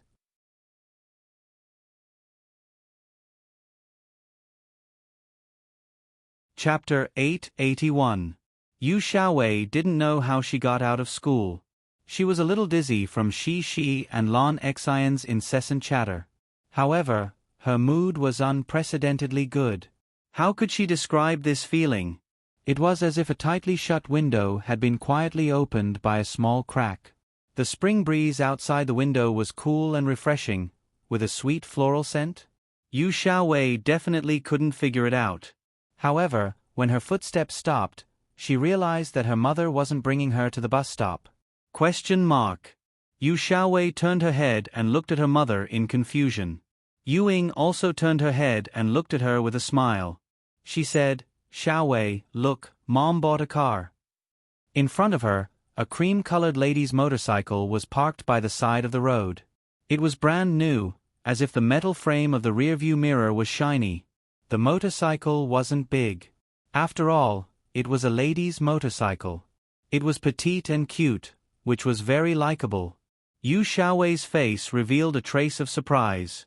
She walked forward 2 steps gently, then turned her head and looked at her mother. It seemed that she still couldn't believe it. "Yes, this is our car." Yu Ying's tone had a trace of pride. "This morning, Mom and your grandma went to buy it. We don't have to squeeze in the bus anymore." Yu Ying was indeed a little rich now. The first volume of her Little Bubu's Adventure picture book had been printed and sold to major bookstores and Sahara Online Mall for sale. Of course, she was just as the editor Wen Xiefeng said earlier. She wasn't as lucky as Tang Nai. When her work was released, the publishing house didn't arrange any press conference for her. However, the story of Little Bubu's Adventure was indeed much more exciting than I Have a Dream. After a week of marketing, Little Bubu's Adventure quietly squeezed into the top 20 children's book sales chart of Sahara Online Mall. This was definitely an excellent result for a newcomer's new work with no experience. With this level of sales, Wen Xiefeng told Yu Ying that her monthly income would be about 600,000. This was only the income from Sahara Online Mall. When she heard the news yesterday, Yu Ying couldn't believe her ears. Her dream had just started, and she had already exceeded her expectations? One had to know that her initial desire was to earn a few $100,000 or even a few $1 million from a single book. But now, it seemed that her book, this series of picture books, a total of 4 books, would bring her more than a few $1 million in profit. Yu Ying didn't dare to think about it any further. She was afraid that it was just a bubble that would burst with a single poke. Of course, the settlement of the publishing house was also once a month. Yu Ying's first month's income and how much she would receive after tax would only be known next month. However, she could still use her previous savings to buy a means of transportation for her family. It could also be considered as a reward for her hard work for so long. By the way, Ewing was still working at the restaurant. Although she had officially resigned, she still had to finish it this month. Not to mention that her 1 month's salary was not even a fraction of the money she earned in the Sahara Online Mall. Ewing was afraid of being poor. Even if she made a lot of money, she would not be reluctant to give up a small amount, let alone her 1 month's salary. Besides, she also wanted to finish it well. She had to hand over to the new lobby manager and not delay the operation of the restaurant. After all, the previous owner and staff of the restaurant were really good to her. Ewing saw her daughter's surprised look and smiled. She unlocked the door and got on the car. Then, she patted the seat in front of her and asked Yu Xiaowei to get on the car. She also intimately put on the helmet for her. Ewing specially bought a children's motorcycle helmet for Yu Xiaowei. It was bright yellow and had the pattern of Yu Xiaowei's favorite cat on it. Pink was also good, but Ewing felt that bright yellow was brighter and could give people a positive influence. "Do you like it?" Ewing asked with a smile as she buttoned the helmet for her daughter. "I like it very much." Yu Xiaowei's head was buckled in the helmet as she replied in a muffled voice. Ewing was a little surprised. She didn't expect her daughter to speak outside. She thought that Yu Xiaowei nodding was already good enough. Of course, Ewing didn't think too much about it. She was just happy for her daughter's response. "That's good. Our life will get better and better in the future." Ewing happily hugged her daughter's body and said softly, "Bargaining meal, Bai Lu. Bai Lu." At this moment, in Yang Yi's car, Shishi was trying hard to recite the poem that Yu Xiaowei had recited earlier. However, even if she had a good memory, she couldn't remember things that she didn't understand. Lan Xan sat next to her and also tried hard to correct Shishi's mistakes. "It's not bargaining, it's jia, it's jia Shishi, he, jia Shishi." Lan Xan had a particularly deep impression of the second paragraph, "The reeds are luxuriant," because those two words sounded more like Shishi's name. "What are you reciting? How can there be a poem like jia Shishi?" Murphy was also sitting in the car. Today, she recorded the song late. Listening to the description of the two little guys, she couldn't help but laugh. "It's Xin's fault. I remember that it's bargaining she, not Shishi." Shishi also sat there and was very happy. "Dad, do you know what it is?" Murphy patted the seat in front of her. Yang Yi drove the car. He also didn't understand. The ancient poems in this world were very different from those in his previous life. Yang Yi had read some of them, but they were far less impressive than those in his previous life. Therefore, he couldn't be sure which one this poem was. Shishi, can you recite more? The information given now is too little." Yang Yi said. 4 words in a sentence. Yang Yi felt that this poem was a little strange. Could it be the Book of Songs? Yang Yi knew that among the 4-word poems, the Book of Songs was the most. However, it might not necessarily be the Book of Songs, because in Yang Yi's previous life, before the Tang dynasty, there were many 4-word poems, such as Chow Chow's short song line, "Only Du Kong can solve my worries." Azure Kala, "My heart is long. Although the turtle lives long, the old steed is still in the saddle, but the ambition is still 1,000 miles away." And some folk songs. After hearing her father's question, Shishi stopped playing with Lan Xan and seriously thought about it. "I don't know, it seems that Sister Xiaowei has recited Mwe hu. Shishi didn't know how to pronounce the last 2 words. Because Yu Xiaowei recited 3 words, "on the side of water," "on the side of water," and "on the plum of water," recited 4, Shishi was completely confused. However, she had already given Yang Yi enough information. Yang Yi listened to Shishi's recitation and came to a realization. He laughed. "I know, the so-called my beloved is on the side of water." The complete version should be, "The reeds are green, and the dew is frost. The so-called my beloved is on the side of water." Right. Shishi heard the familiar phrase and happily answered, "Mm. the little girl saw that her father had finally solved this difficult problem and was so excited that she danced with joy. "There are many more," Lon Xian replied with a serious expression. I was wondering what it was. Just now, you were talking about each family and bargaining, so it's the reeds. Murphy laughed. "I know this poem too." With that, Murphy recited the poem in its entirety. Under Shi's surprised and worshipful gaze, Murphy, who stole the limelight, said proudly, "Your mom is still very good. She used to recite a lot of poems with your grandfather."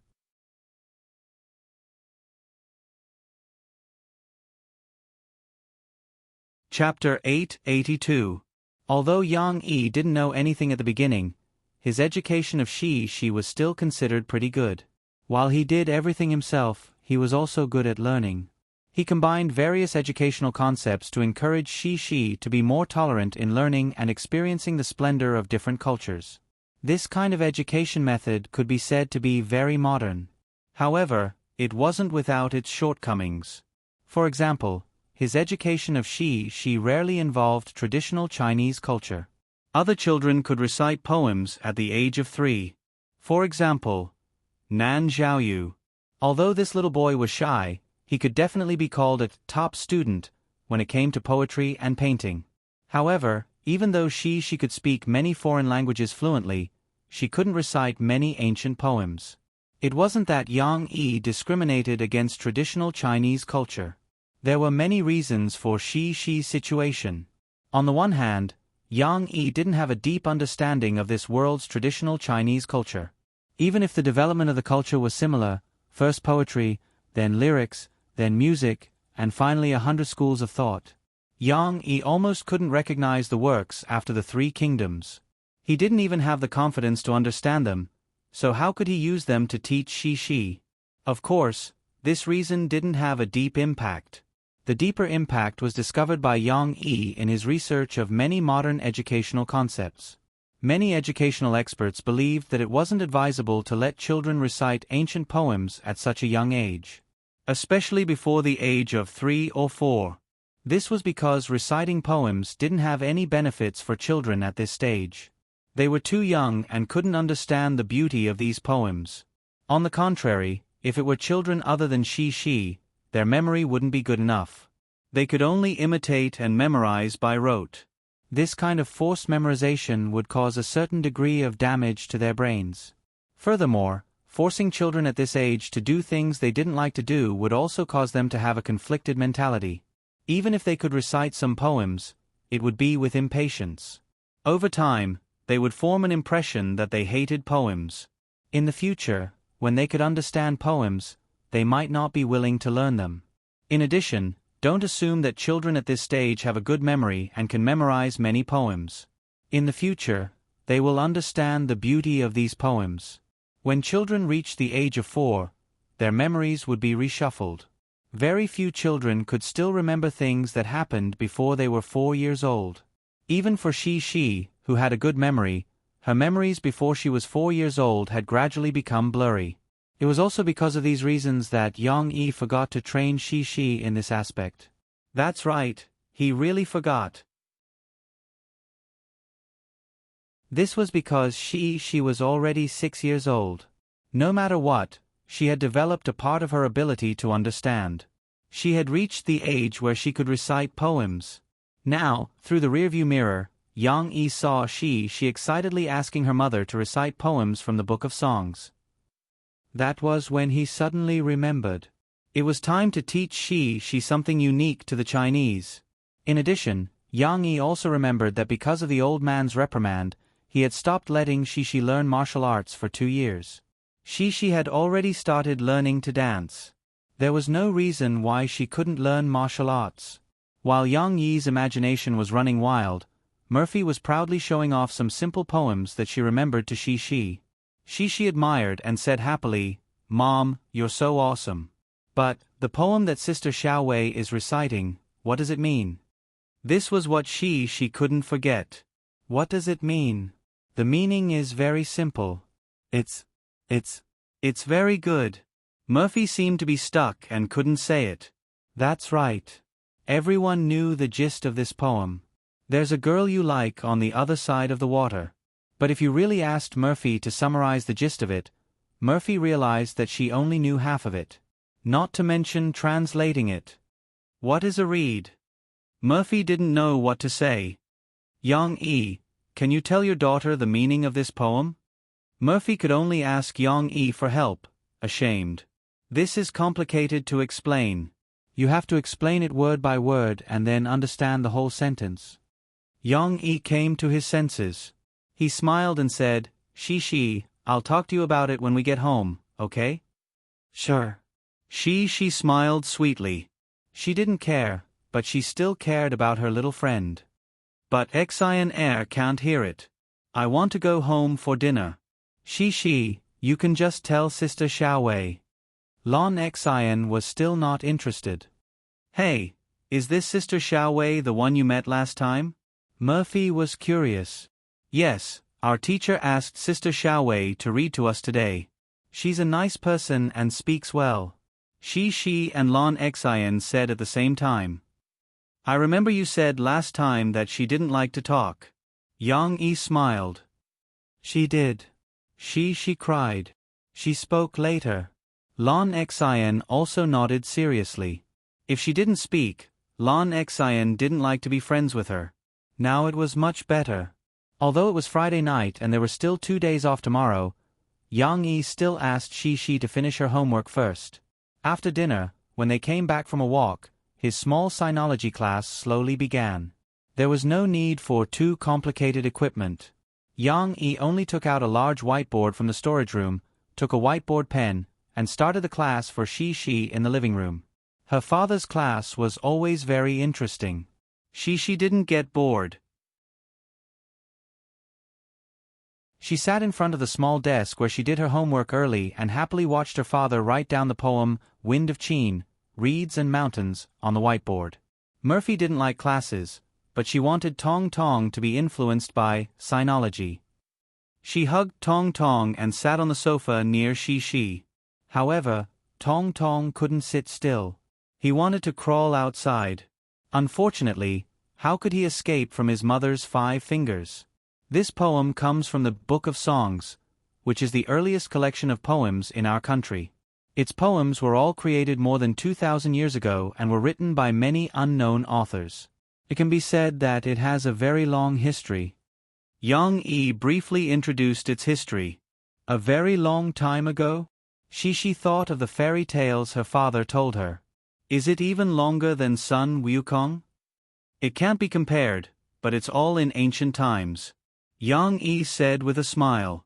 When it came to the meaning of the poem, Yang-e first drew a bunch of reeds and a pool of water behind them on the whiteboard with a whiteboard pen. It had to be said that Yang-e's simple brush painting skills had been trained by telling stories to Cici over the past few years, and he had reached the point of perfection. With just a few strokes, he had painted the reeds with both form and spirit. Zhenjia means reeds that haven't grown yet. This is a type of grass that grows by the river or in the swamps. When they grow up, their ears will have hair that is as soft as the tail of a steamed bun. Yang-e tried his best to make it more vivid so that it would be easier for Shi to accept. Actually, these few lines, Zhenjia green, Zhenjia green, Zhenjia green, Zhenjia green, Zhenjia green, all express the same meaning. Green, luxuriant, and green are all words that ancient people used to describe reeds, grasses, or the rice that your grandfather planted. These are all words that ancient people used to describe reeds, grasses, or the rice that your grandfather planted. Yang-e smiled and underlined the 3 lines of the poem. I see. Shi muttered to herself. She was very engrossed in listening to the poem. Her eyes were also fixed on the blackboard, the poem, or the painting that her father had drawn. Perhaps, in her mind, a beautiful picture had already taken shape and was slowly unfolding.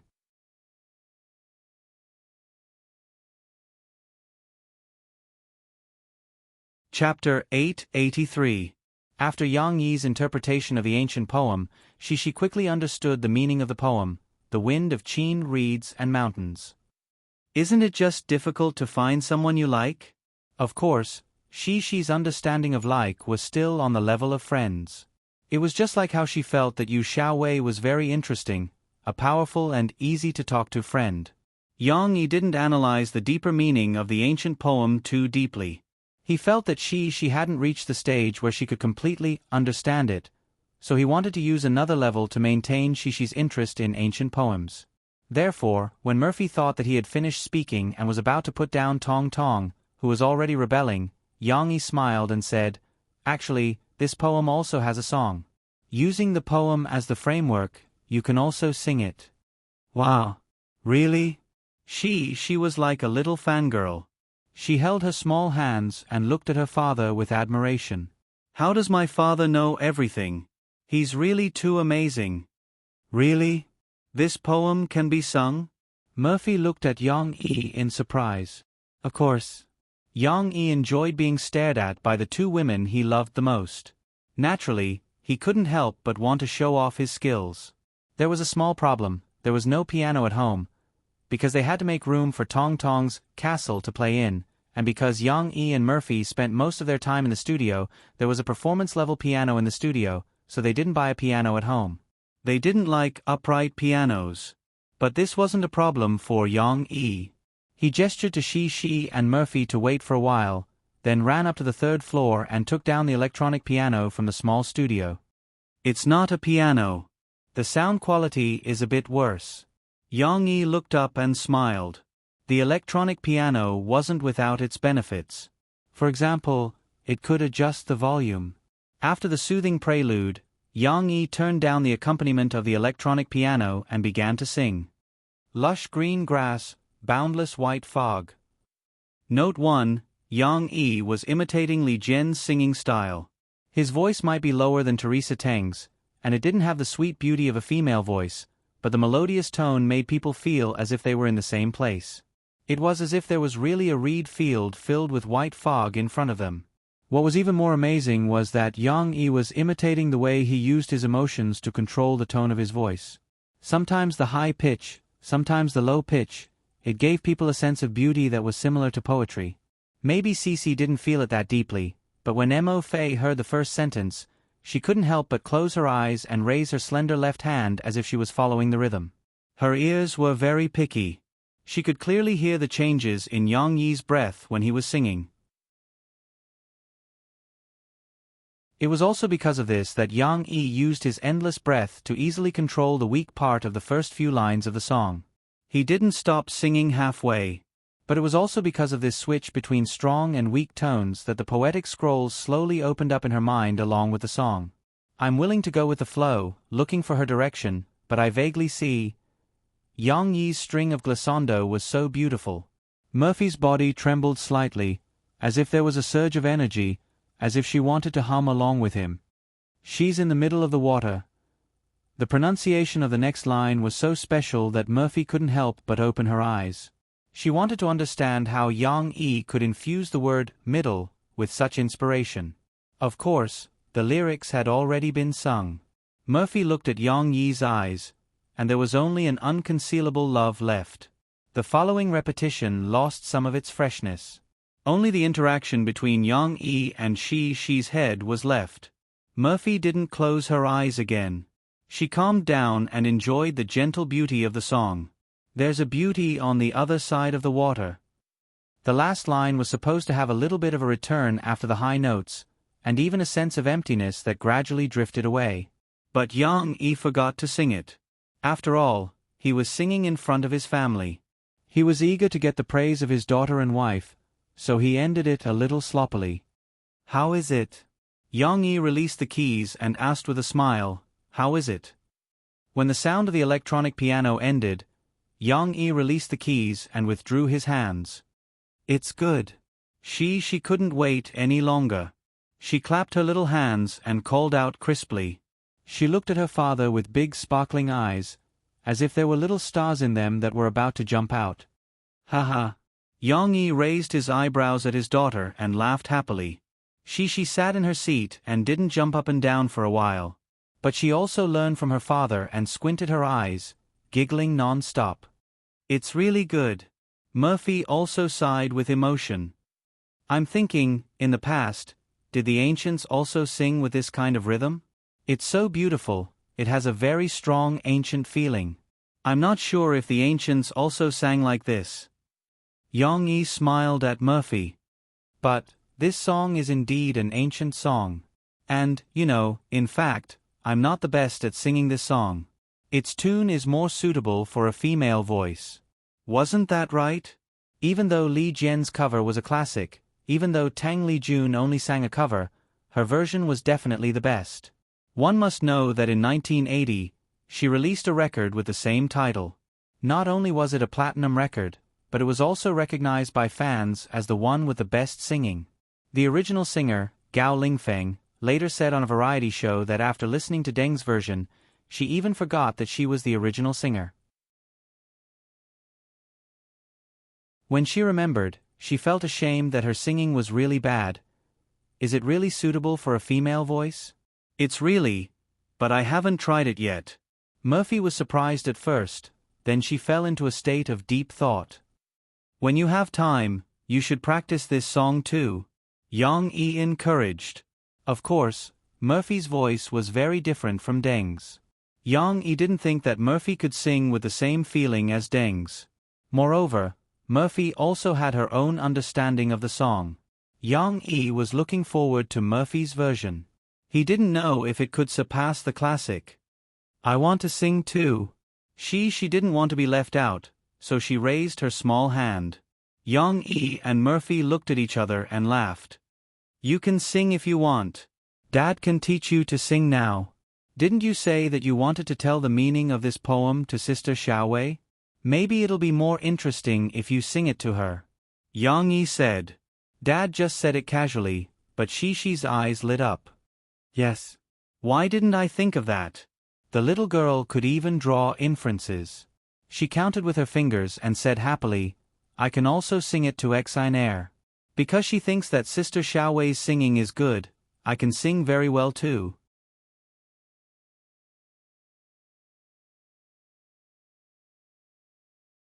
Chapter 884.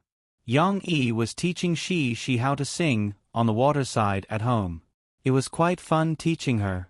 She did not have her father's long breaths, nor had she learned how to breathe properly, so she had a hard time singing the first few lines. Looking at her, Yang Yi seemed to have seen a video from his previous life. There was also a 4-year-old girl looking at the music player on her laptop, trying her best to sing along to All Living Things. Note 1. It was the same for Shi. For Hava, Beauty, Shi, who had not learned to sing bel canto, had to rely on herself to raise her voice. As she sang towards the end, her voice became weaker and weaker, until it felt like her voice was breaking. What should have been a smooth transition to Beauty, Shi paused for a moment before she sang it out breathlessly. Although judging from the angle of singing, Shi's singing was too ordinary, Shi's voice was sweet. The way he enunciated and panted made him sound like a child who had yet to grow up. Moreover, she was good-looking. Even if she sang badly, she was still very cute. So cute that it made one's heart ache and want to hug her. Murphy also felt that her daughter's singing was very cute. She took out her phone and happily took a video of Shi. She was going to let Yang Yi upload it to micro-broadcasting tonight. After the blind auditions and the difficult wild card revival in the first few episodes, China's Voice was finally divided into 4 coach teams. The new episode that was broadcast tonight also ushered in the highly anticipated coach assessment battle. The first coach team to determine the top 4 was Luo Jian's team. The students under his team had already learned under him and the famous Taiwanese musician Li Xian for a period of time. This time, they would be going through a cruel elimination battle where only 4 out of 14 would be chosen. From this episode onwards, the most attractive coach selection mode was no longer used. Instead, it was going to be a more intense arena challenge. Of course, switching modes was not necessarily a bad thing. Playing the same trick over and over again would easily cause the audience to feel tired. It was similar to playing a dungeon or changing maps in a game. Only by maintaining enough freshness would a show be able to stay popular from the beginning to the end. The mode had changed, but the intensity had increased. Therefore, the audience was still having a good time watching tonight. What surprised them the most was that Su Lu was one of the 4 finalists in Luo Jian's team. Before the competition, many media outlets had actively analyzed the strengths and weaknesses of this mentor assessment battle. Among them, Su Lu was one of the contestants who was not favored. As long as the media wanted to criticize someone, there were naturally many reasons they could find. For example, Su Lu's identity as a bar and nightclub singer, as well as her photo of a red-haired tomboy, had been dug up by the media. They said that she came from an unorthodox background and lacked singing skills. Moreover, the hoarseness of her voice was also due to the nightclub environment. The lack of a high pitch was also a major flaw. It was difficult for such a singer to go far on such a formal stage. For many reasons, some of the audience who were easily influenced by the news had the illusion that Su Lu was the weakest in Luo Jian's team. They might have been influenced by her appearance, but they had completely forgotten that during the blind selection, Su Lu had received the coach's 4th job promotion. However, this night's show made all the audience and media who had looked down on Su Lu dumbfounded. It should be known that Su Lu had fought her way to the top 4 without any coach's help. She could not enter the second round. She had also fought 2 rounds consecutively and advanced through the cruel competition. What made the audience shut their mouths was the strength that Su Lu had shown in the competition. She had completely relied on her strength to fight her way out of the encirclement step by step. There was really no harm if there was no comparison. Su Lu's opponent in the first round was Zhao Yueying, who had the nickname of Big Voice. The song they sang together was Murphy's Listen to the Sea. Normally, this high-pitched song was the strong point of Big Voice. However, Zhao Yueying's performance in this song was somewhat unsatisfactory. Although she tried very hard to show her loud and wild voice, Su Lu was unmoved. She seemed to be singing solo and had been maintaining her own rhythm. Through the change of tone and the adjustment of breath, she sang Listen to the Sea with her unique charm. Even if she did not use a high pitch, she still sounded good.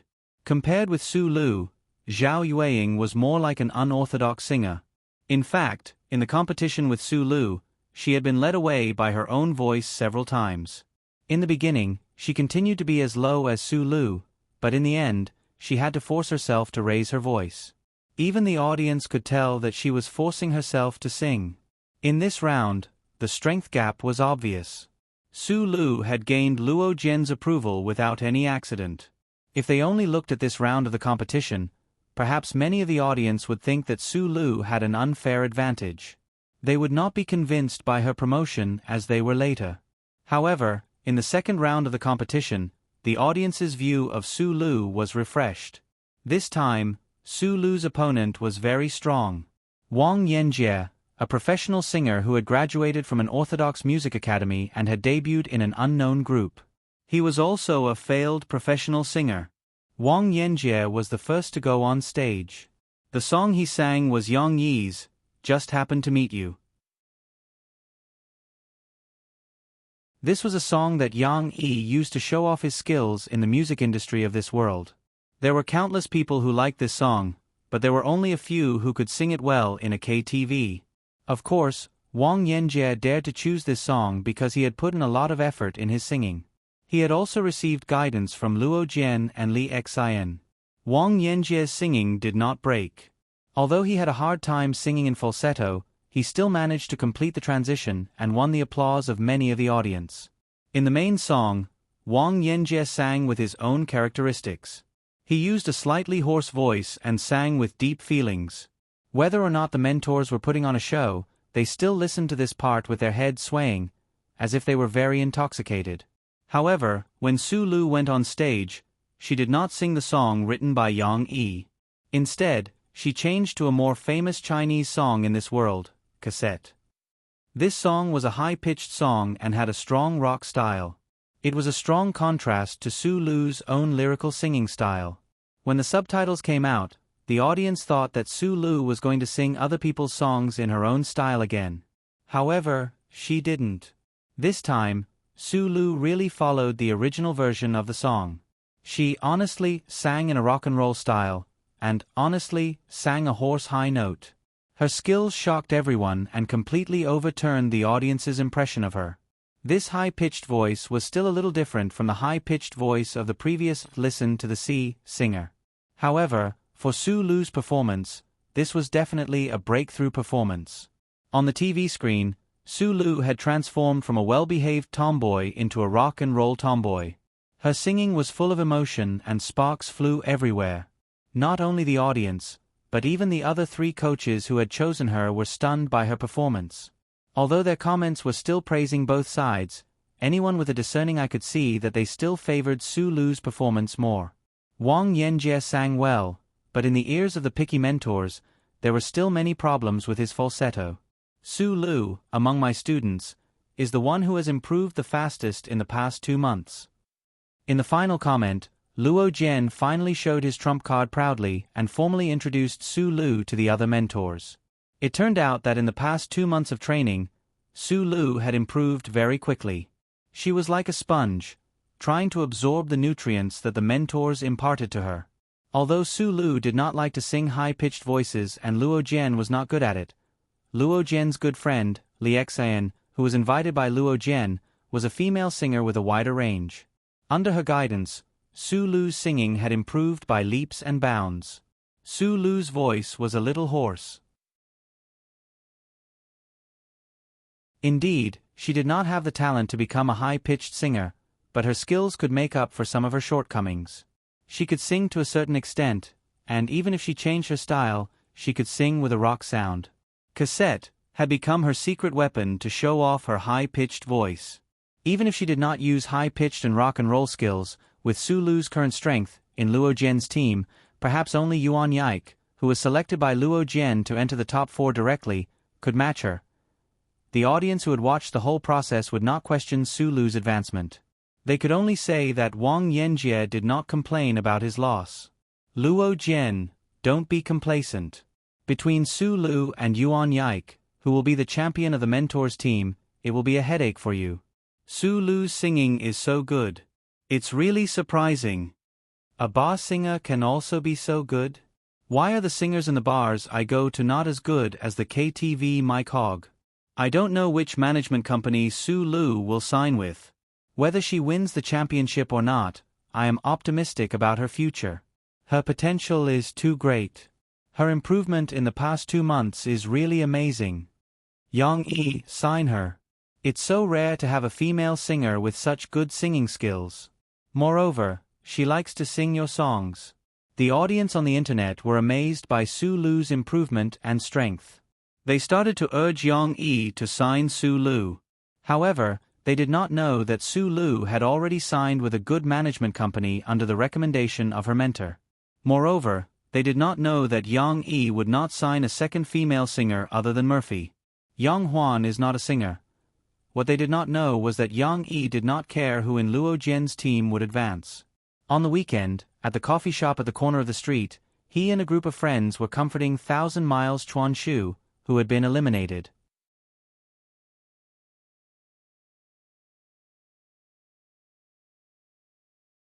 Chapter 885. China's Voice was originally a recorded broadcast. Even though Chenli Chuanshu's Lin Qitian battle team's assessment would only be broadcasted in November, this match had already been recorded. Chenli Chuanshu won the first round of PK, but lost in the second round of PK. How did you lose? Brother Xiaoshu, I think you guys sang really well. Yang Huan went to the front and asked curiously. In terms of voice, we can't compare to Gu Han. He's still very strong. Teacher Lin's evaluation was that his voice was thick, full of tension and vitality. You guys know our Chuans and my voice. What we lack is the vitality that can infect the audience, Lu Xiaoshu said regretfully. Could it be a problem with the song that the coach chose for you? You guys sang Carefree Sigh? Why didn't you choose a folk song? Your voices are more suitable for folk songs, Guozi asked with a frown. He sat beside Ding Xiang. After the two of them confirmed their relationship quickly warmed up. Although Ding Xiang was embarrassed to show off their love in front of everyone, they still maintained their inseparable relationship without holding hands or kissing. Their every move revealed their tacit understanding. Carefree Sigh is not a problem. This song is suitable for them too. Yang Yi said. He was the one who gave this song to Murphy, so he naturally had the right to speak. He knew that with Lu Xiaoshu and Miao Chuan's voices, they would have an advantage in singing this song. However, Qianli Chuanchu's loss was not unjustified. Among this batch of students, their voices could only be considered as above average. It had to be said that in this world where the entertainment industry was extremely developed, there was an endless supply of excellent singers. There were also quite a number of singers with good voices that had been buried. Therefore, in this batch of students, there were quite a number of singers with voices like Su Lu and Yuan Yaik, who could be said to have attracted the attention of countless talent agencies once they were discovered. Gu Han was one of the outstanding talents in Lin Qitian's team. Qianli Chuanchu's singing and voice were still a level higher than his opponent in the first round. However, compared to Gu Han in the second round, it was hard to tell who was better in singing. Lin Qitian could only choose based on voice. Gu Han's voice was better than Lu Xiaoshu and Miao Chuan's, and was more suitable for stage singing. For the final victory, Lin Qitian's choice was naturally biased. After losing the competition, Lu Xiaoshu was still okay and only felt regretful. However, Miao Chuan was a little sad. This kid was a little straightforward. When he participated in the competition, he carried a lot of burden. After losing, he felt that he had let down Yang Yi's expectations of him. In reality, this expectation did not exist. Yang made it clear that he did not think that Qianli Chuanchu and Miao Chuan would be able to win the competition. After a few rounds, Yang Yi could see the difference's voice and the other contestants. So, he did not think that they would win the championship. So why would he have expectations? But Miao Chuan felt that Yang Yi was just trying to lighten their burden. Thinking too much, he felt that even if he and Lu Xiaoshu did not win the championship, they should at least get a good ranking to be worthy of Yang Yi's cultivation. However, they stopped in the top 32. Miao Chuan felt that this result was too embarrassing for Yang Yi. After returning home, he locked himself in his room. It was also today that Yang Yi called them out. Miao Chuan walked out of the dormitory gloomily. Yang Yi smiled and patted Miao Chuan and Lu Xiaoshu's shoulders. He comforted them. I asked the program crew. Different judges have different standards. For example, Chan Yijie has higher requirements for the contestants singing. Lin Qitian might be more inclined towards stage performance. It's not that your voices are worse than Gu Han's. Of course, this was just to comfort them. There was still a difference.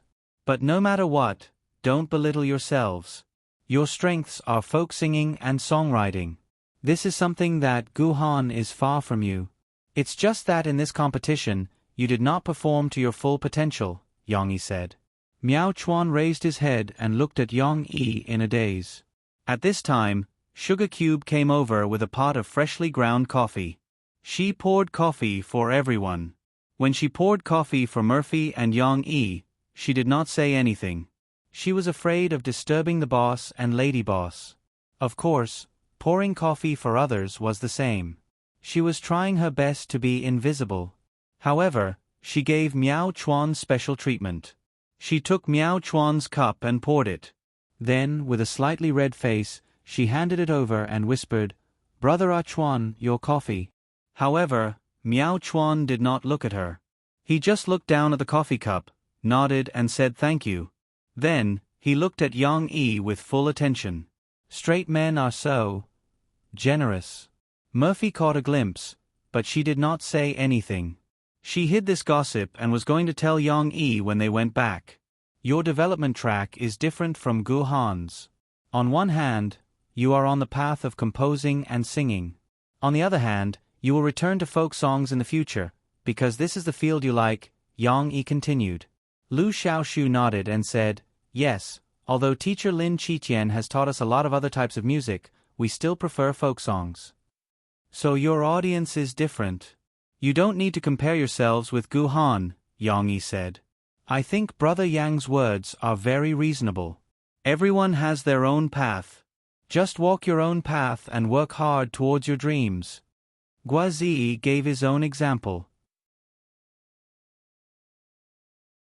Just like me and Geng Sha.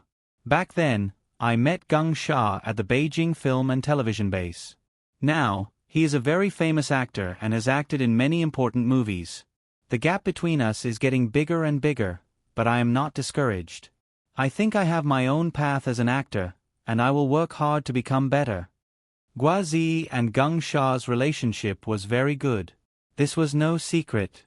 When Geng Sha and Yang Yi went to participate in the Limit Challenge, his relationship with Guazi was dug up by the all-pervasive reporters. The audience all over the country knew that when Geng Sha was still playing extras, he was working hard in the direction of Guazi, who had already started to act as a special agent.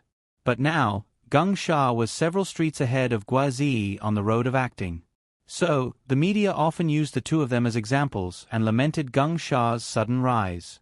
However, Guazi and Geng Sha's relationship was as good as ever. It's just that you don't take up too many roles. After all, Geng Sha doesn't have to go to school. Ding Xiang comforted Guazi. If you want to act and are not picky, there are still many who would like to invite you to be the male lead.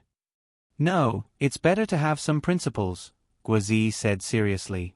Always acting in lousy shows, the losses outweigh the gains. The two of them started to whisper to each other. That's true. Yang Yi continued to talk to Miao Chuan and Lu Xiaoshu. Moreover, China's voice is just a stage. Even if you win, it's only a temporary honor. It's not that easy to continue in the entertainment industry and become an A-list singer. Who knows, maybe in a few years, the champion will disappear from the crowd. What Yang Yi said was his understanding of the show in his previous life. Many contestants who were popular for a while had disappeared without a trace. There were not many who could become famous. Of course, this was related to the decline of the music industry in his previous life. This world might be very different. However, Yang Yi was not wrong. China's voice was just a stage. After the commotion, the singers themselves or their management companies had to continue to work hard. China's voice could give grassroots singers a chance to become famous, but it could not guarantee them an iron rice bowl. However, such a statement from Yang Yi, the show's designer, was still a little shocking. If Yun Yongfeng were here and heard Yang Yi's words, he would definitely run over to cover Yang Yi's mouth in fear that the reporters would eavesdrop. Such a truth was like a bolt from the blue to the contestants and the audience. Miao Chuan could not help but ask, "The champion can't become a celebrity? Then why are they fighting so hard for the championship? This is like martial arts. Isn't there an old saying? The master leads the way, but the cultivation depends on the individual. No one in this world can continue to be successful just by winning the championship. Even Chen Yijie needs to release albums continuously and release new works to maintain his current results," Yang Yi said. "I understand, Brother Yang. We've lost this time, but it's okay. We'll continue to work hard and catch up to them one day. There'll be a chance to succeed," Lu Xiaoshu said seriously. "There will be." Yang Yi smiled. "Of course there will be." Chenli Chuanshu and the rest had 3 decent folk songs. Yang Yi would write 2 more for them and invite a few more from outside songwriters. There was no reason for such a record not to be popular.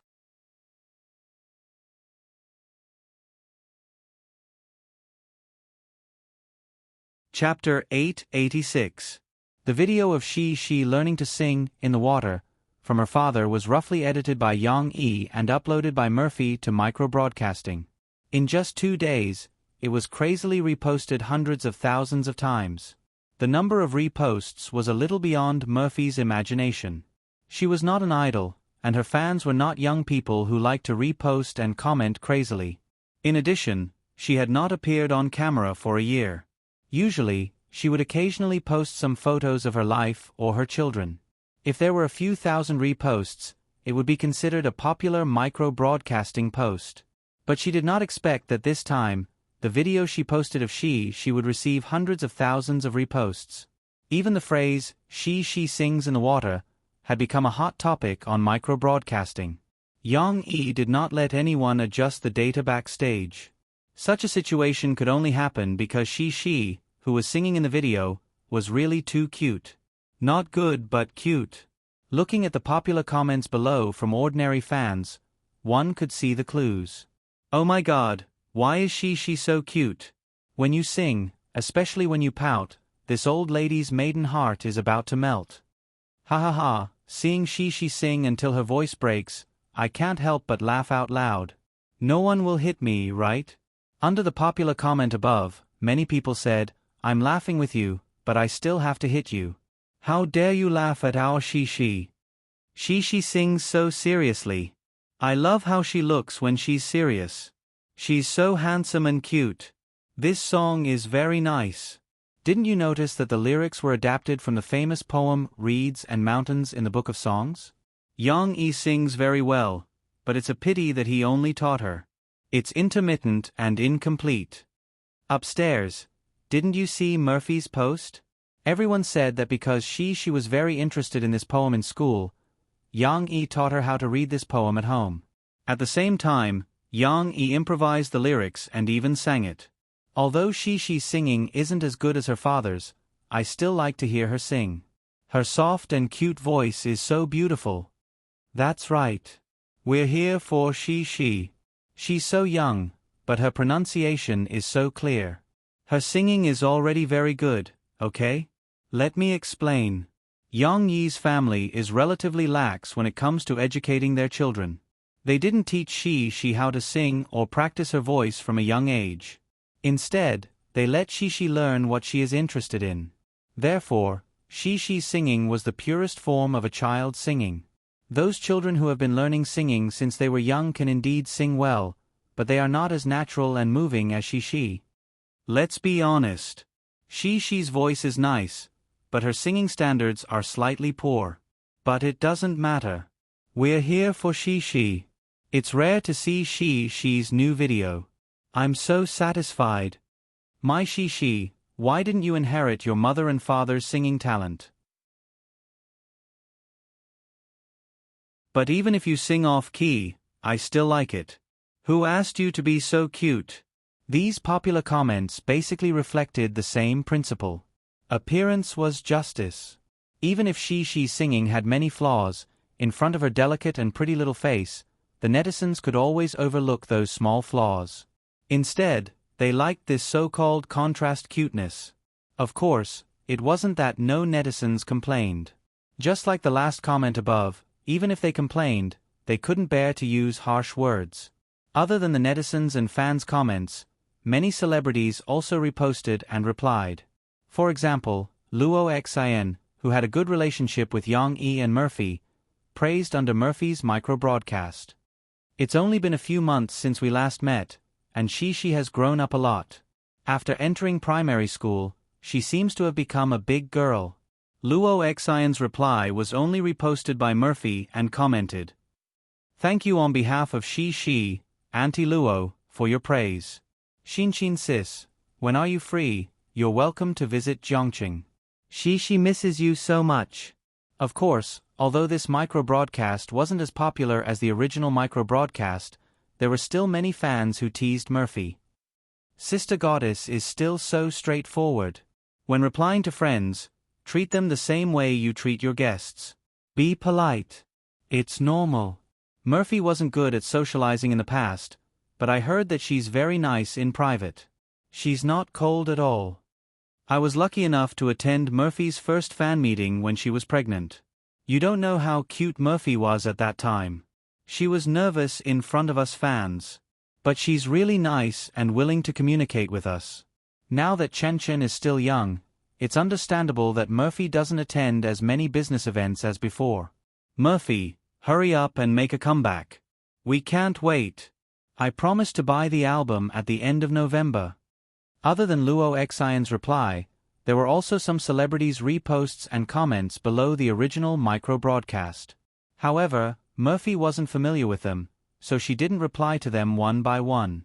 Especially those celebrities who wanted to ride on the hot topics and curry favor with her, Murphy simply ignored them.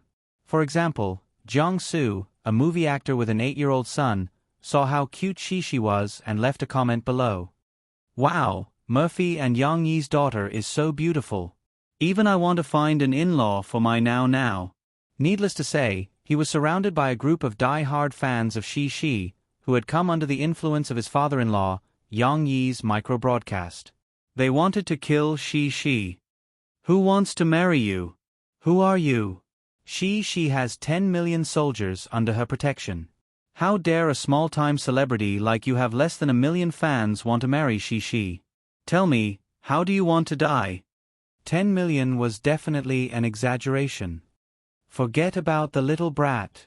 A fine young man like me is still single for Shi.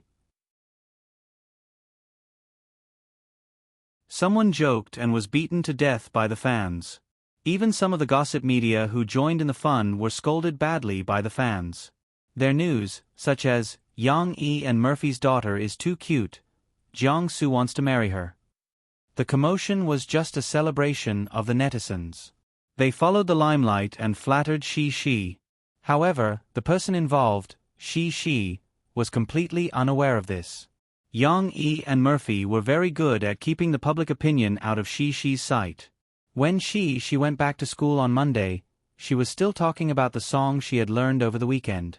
She couldn't hold back anymore and wanted to ask Xiao Wei, who was in grade 3 class 6, to explain it to her.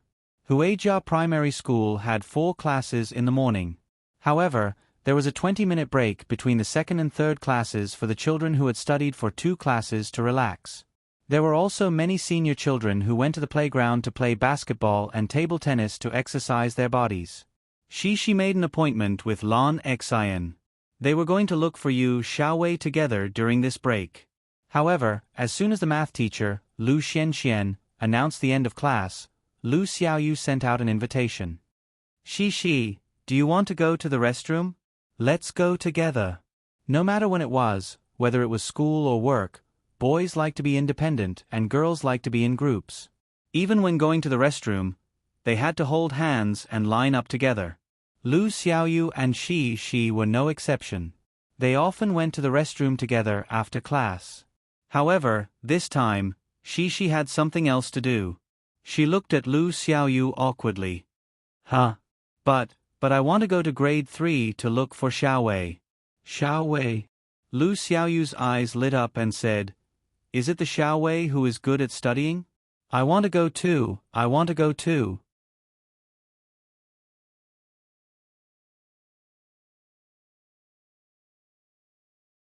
Chapter 887. After collectively going to the bathroom, Lan Xian and Lu Xiaoyu followed Shi and walked together to the teaching building where the 3rd grade was located. Along the way, the 3 little girls chattered excitedly, as if they were not looking for someone, but going to a mysterious place to explore. I don't have a new one either.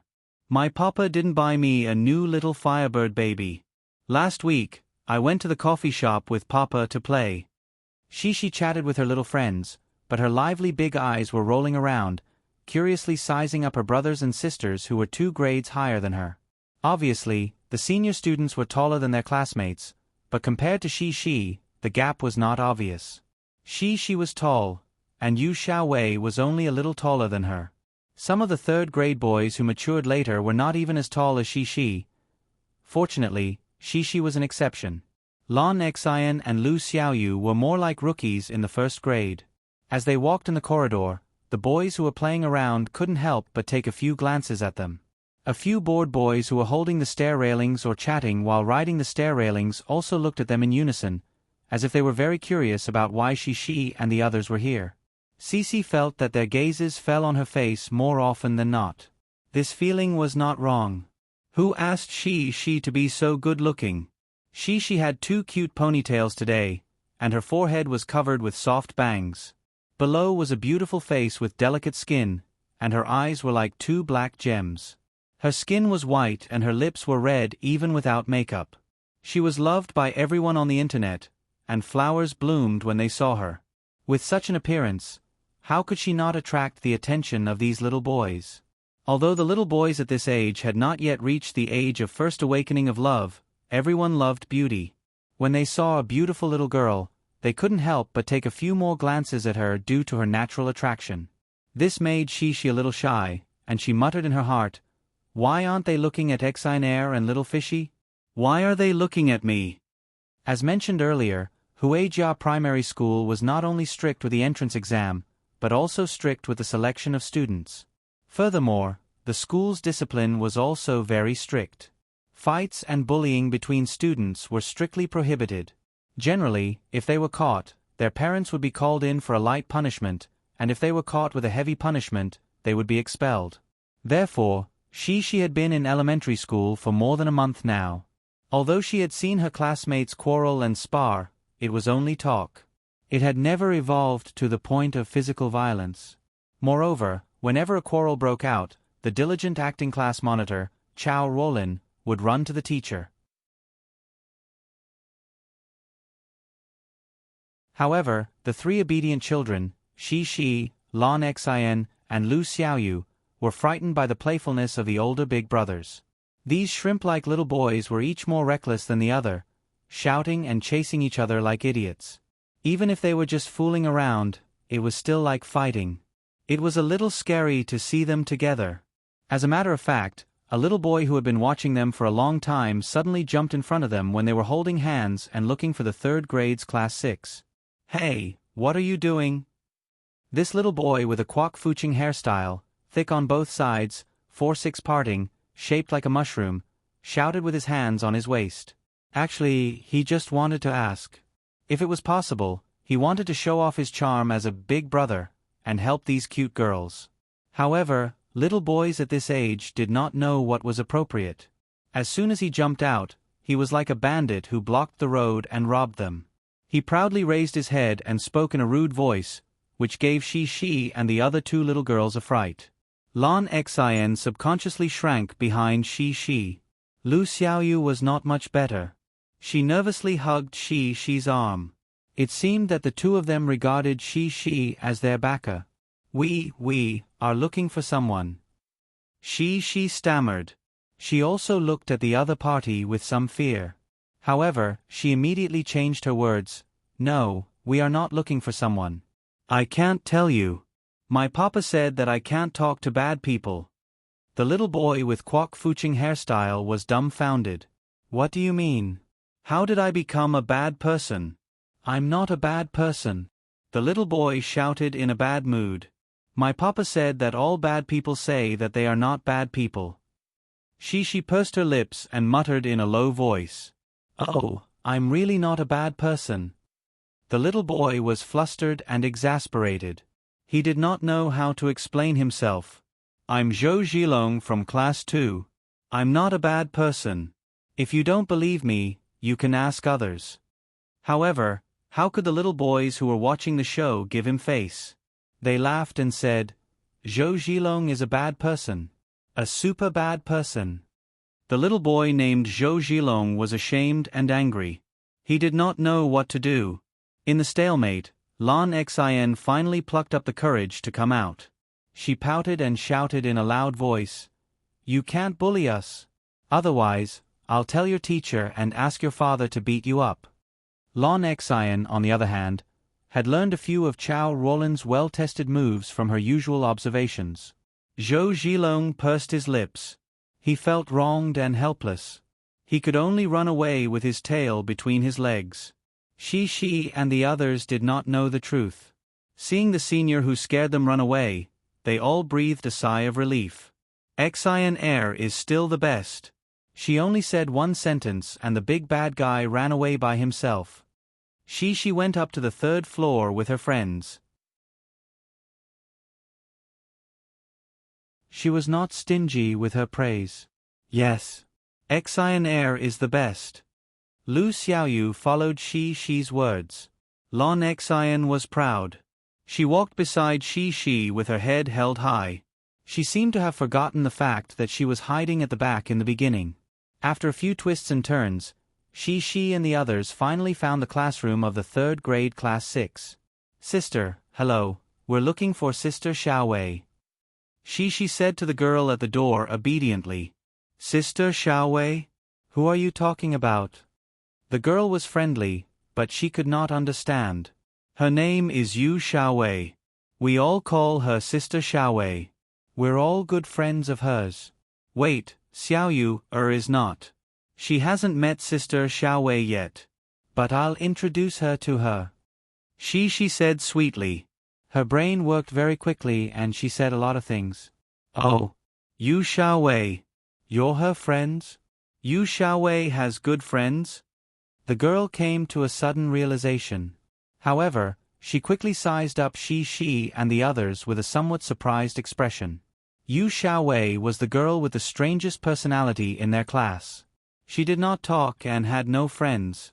Naturally, no one was willing to sit with her. Coincidentally, the third grade class 6 had an odd number of students. Therefore, when Yu Xiaowei sat alone, she did not fit in with the class. It was as if she had jumped out of the 3 realms and was not part of the 5 elements. Therefore, the girl almost did not remember this name. That's right.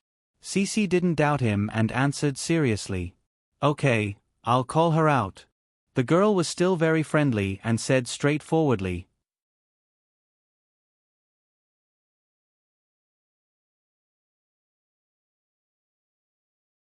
Chapter 888.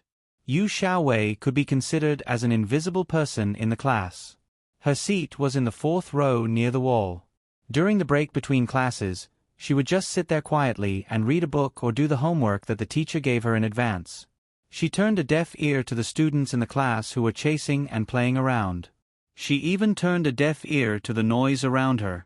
Today was the same. During recess, Yu Xiaowei went to the bathroom alone. After she came back, she quietly read the language textbook and silently recited the passage that the teacher asked her to memorize. Take a look at the steep stone steps. The chains on the sides of the stone steps seem to have come from the heavens. It makes one shudder. While muttering softly, Yu Xiaowei copied the unfamiliar words that she had just learned from the lesson on a piece of draft paper. Steep, chain, tremble. Yu Xiaowei's handwriting was neatly written in the square. It was obvious that she had carefully transcribed each stroke of the handwriting. Chan tremble. Yu Xiaowei was engrossed in studying when a clear voice suddenly rang in her ears. Yu Xiaowei. If it was anything else, Yu Xiaowei wouldn't have paid attention. However, the other party was calling her name.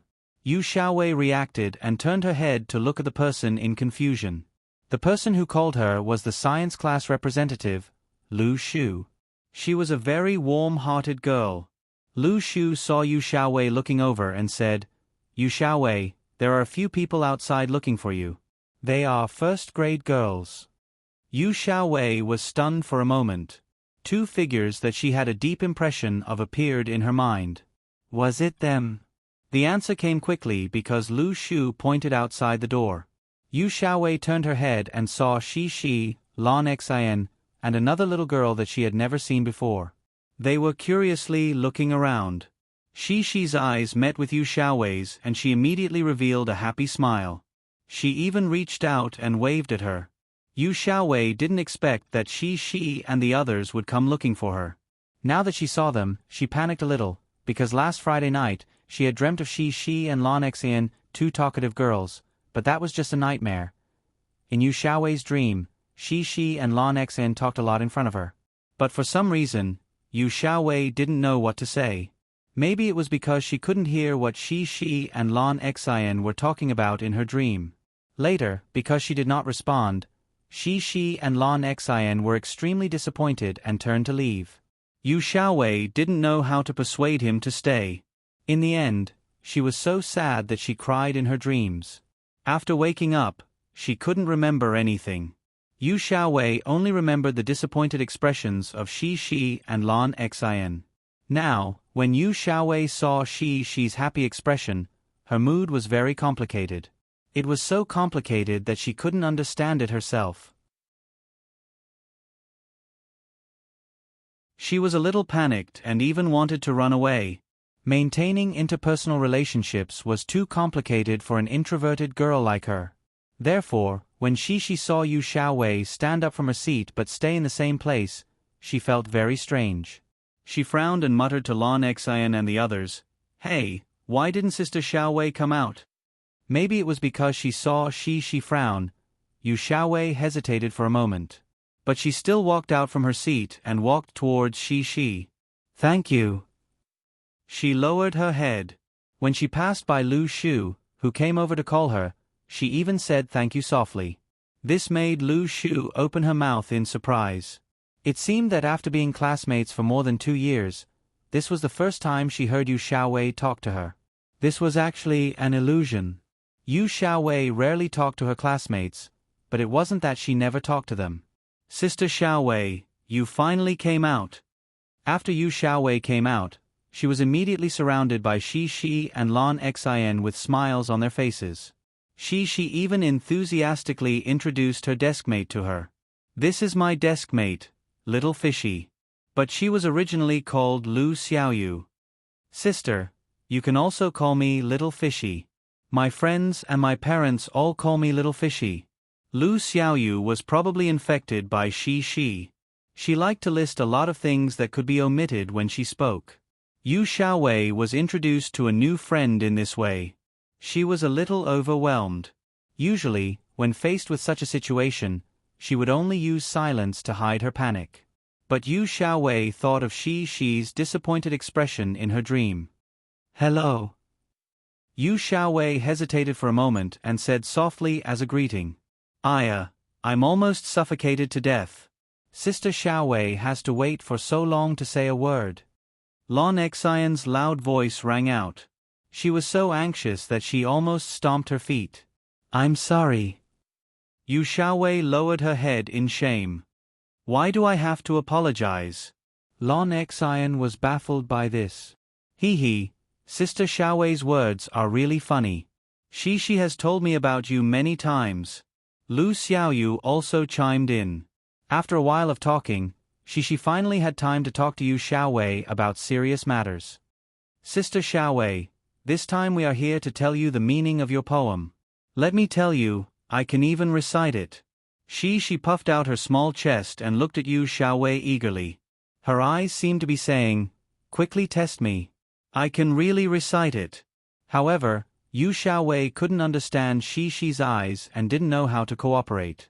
She also looked at Shi eagerly, waiting for Shi to explain the meaning to her. Luckily, without Yu Xiaowei, Lan Xian wasn't interested. Wasn't there still Lu Xiaoyu who loved to join in the fun?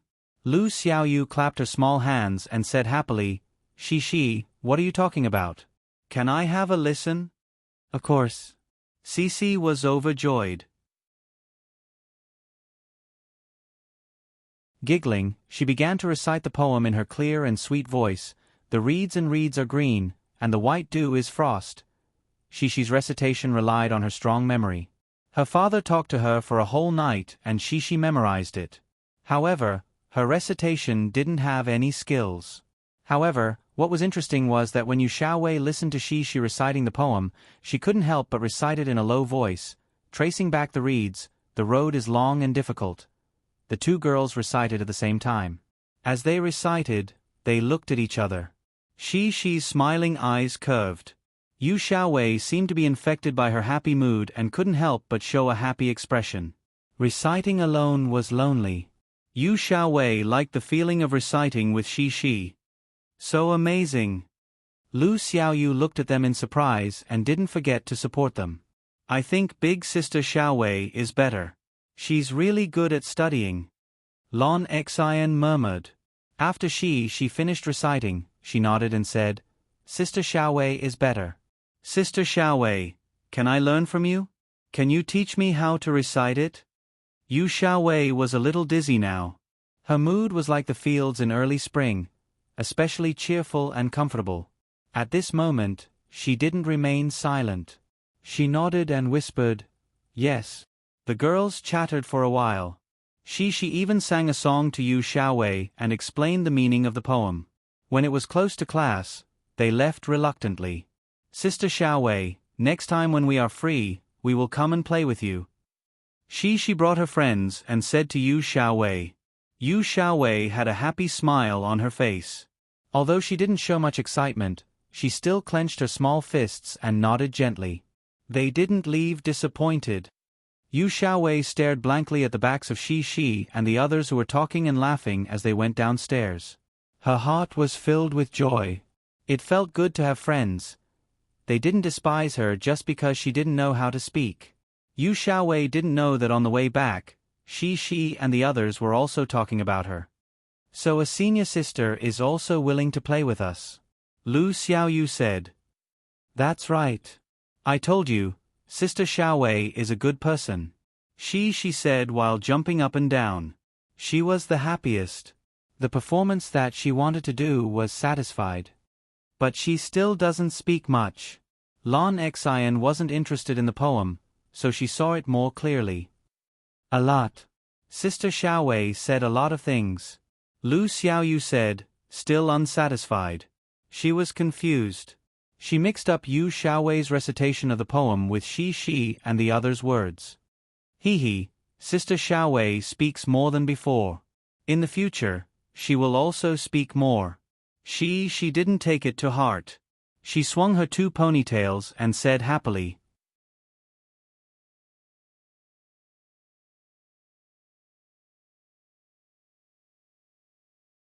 Chapter 889.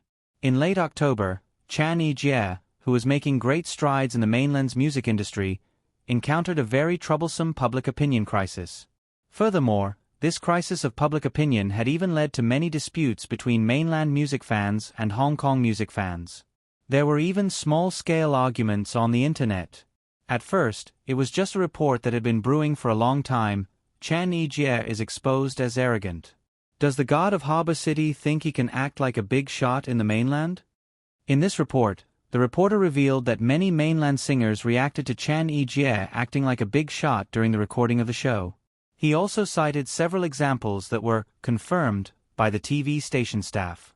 For example, when Chan Yijie participated in the Music Power Ranking in Shanghai, Li Manman greeted him in a friendly manner, but he said arrogantly, "Who are you?"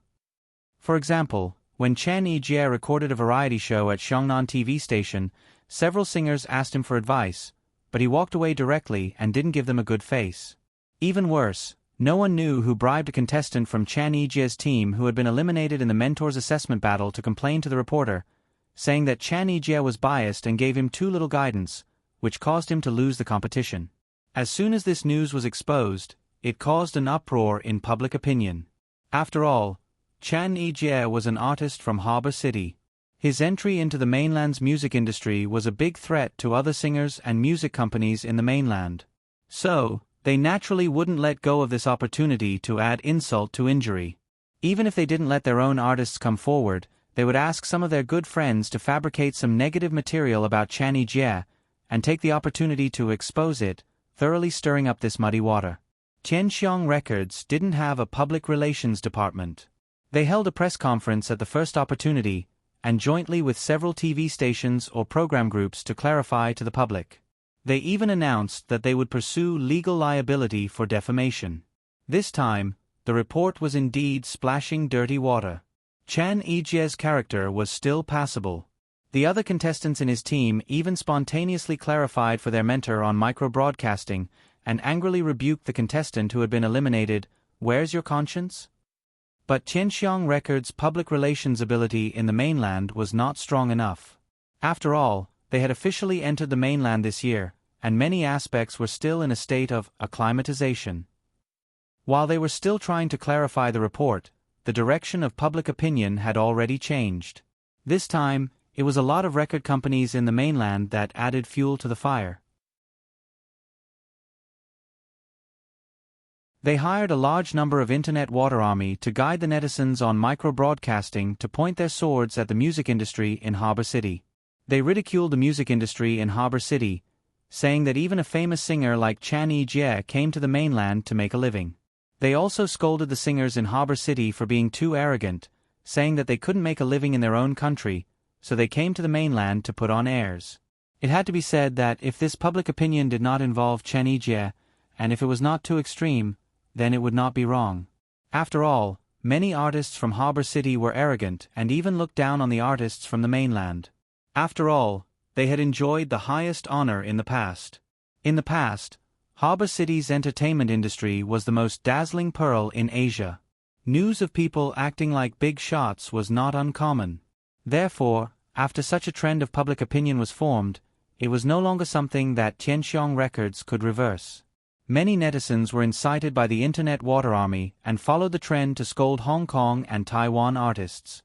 At the same time, the entertainment media in Harbor City was not happy. Harbor City's music industry, and even the entertainment industry in Harbor City, was not wrong. This was also a fact that they knew in their hearts. But they were not willing to admit it. They could say it in private, but they could not let others say it. In the end, the public opinion caused a big conflict and scolding war between the mainland and the netizens. Fortunately, at the national level, they would not allow such a disharmonious situation to continue. In fact, it would even further intensify the conflict. Some relevant departments intervened, and the media first ceased their activities. Then, with the guidance of public opinion on Weibo, the conflict gradually subsided. However, Chan Yijie was still a little anxious.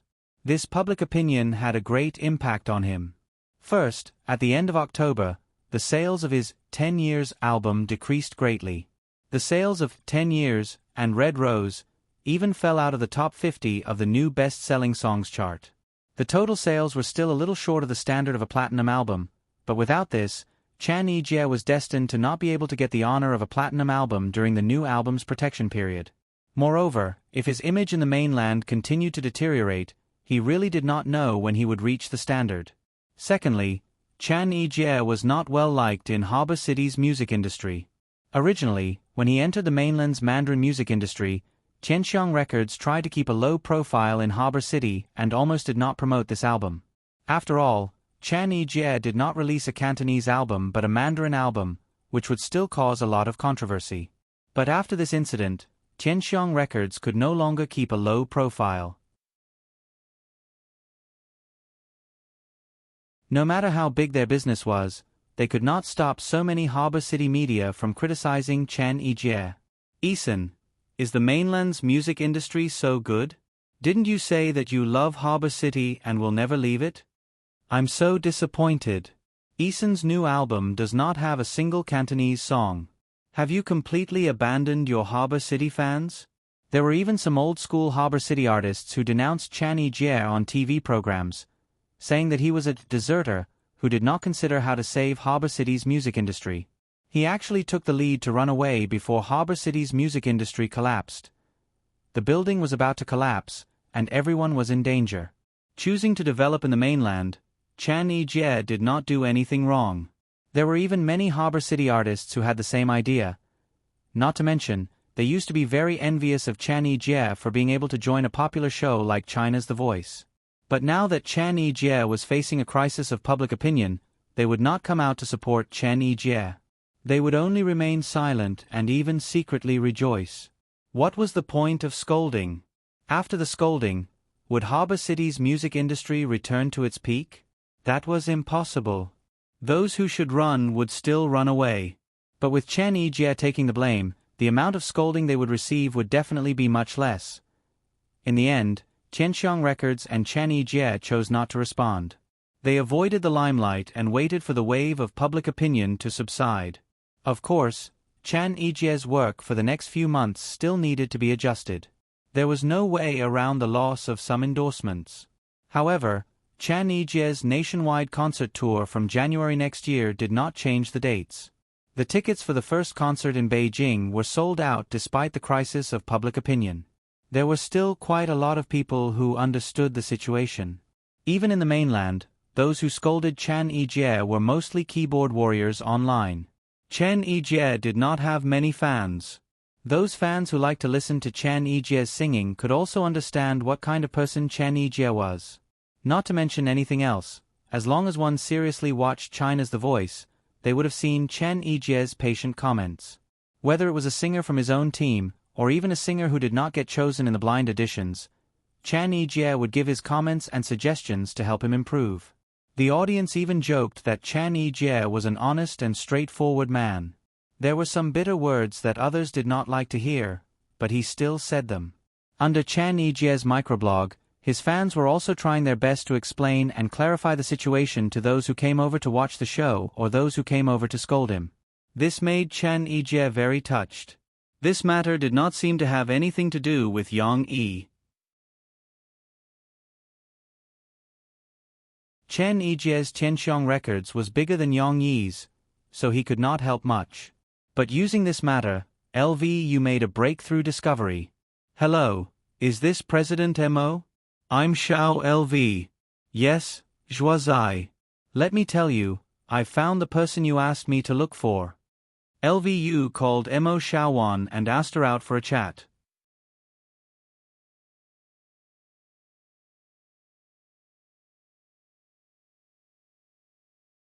Chapter 890.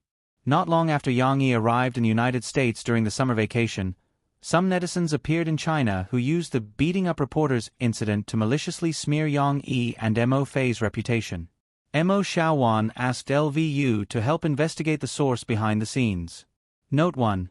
However, because the other party did not make a move and did not reveal any flaws, LVU's investigation had not been able to make progress. Yesterday, Xiao Lu asked me out and gave me a document. After Mo Xiaowan came back, she reported to Yang Yi. He found out that the person who discredited Chen Yijie, the first report that said Chen Yijie was arrogant, was the same group of people who discredited you before. How do you know it's the same group of people? Yang Yi asked with interest. LVU has a relationship with the financier behind it, so he can confirm this. Mo Xiaowan smiled mysteriously and said, "Guess who did it?" Who? Yang Yi was helpless. Don't keep me in suspense. If I could guess it, why would I wait until now to tell me? It's Chu Han Management Company who paid for it, but it's Li Man who went against us. Chu Han Management Company is her backer. Mo Xiaowan said. Li Man? Yang Yi was a little surprised. Isn't she the artist who was framed in that report? For this reason, Li Man also clarified for Chan Yijie on her micro-broadcasting, saying that Chan Yijie was not unreasonable and casually condemned the person who distorted the facts. Of course, Li Man was not so kind. In the end, she seemed to be very friendly and teased him, saying that Chan Yijie really did not know her, a small star, and carefully asked her name. She estimated that this paragraph was misunderstood. Obviously, this clarification micro-broadcasting did not have the effect of clarifying. Later, Li Man's fans crazily fought for their idol. Who are you, Chen Yijie? You don't even know our Li Man. Aren't you too arrogant? Mo Xiaowan told Yang Yi that people could also sing a double act. This time, Li Man exposed a flaw. After Lu Yu found out that the financier behind the water army was Chu Han's management company, he didn't stop immediately. Instead, he found the member of Chan Yijie's team who was bribed. Since this person could betray Chan Yijie for money, he could also betray the person behind him for money. However, the person who bribed him wasn't some mysterious person, but Li Man's manager, Yi Qi. When Lu Yu investigated Yi Qi, he naturally found out that it was Li Man's idea. When Yang Yi and Mo Xiaowan heard this, they both lamented Li Man's carelessness. But they didn't know that a lot of Li Man's things were arranged through Yi Qi. She didn't have many people she could trust. Although Yi Qi wasn't as close to her as she appeared to be, Yi Qi was tied to Li Man's boat. They were bound together for good or ill. In comparison, Yi Qi was more trustworthy.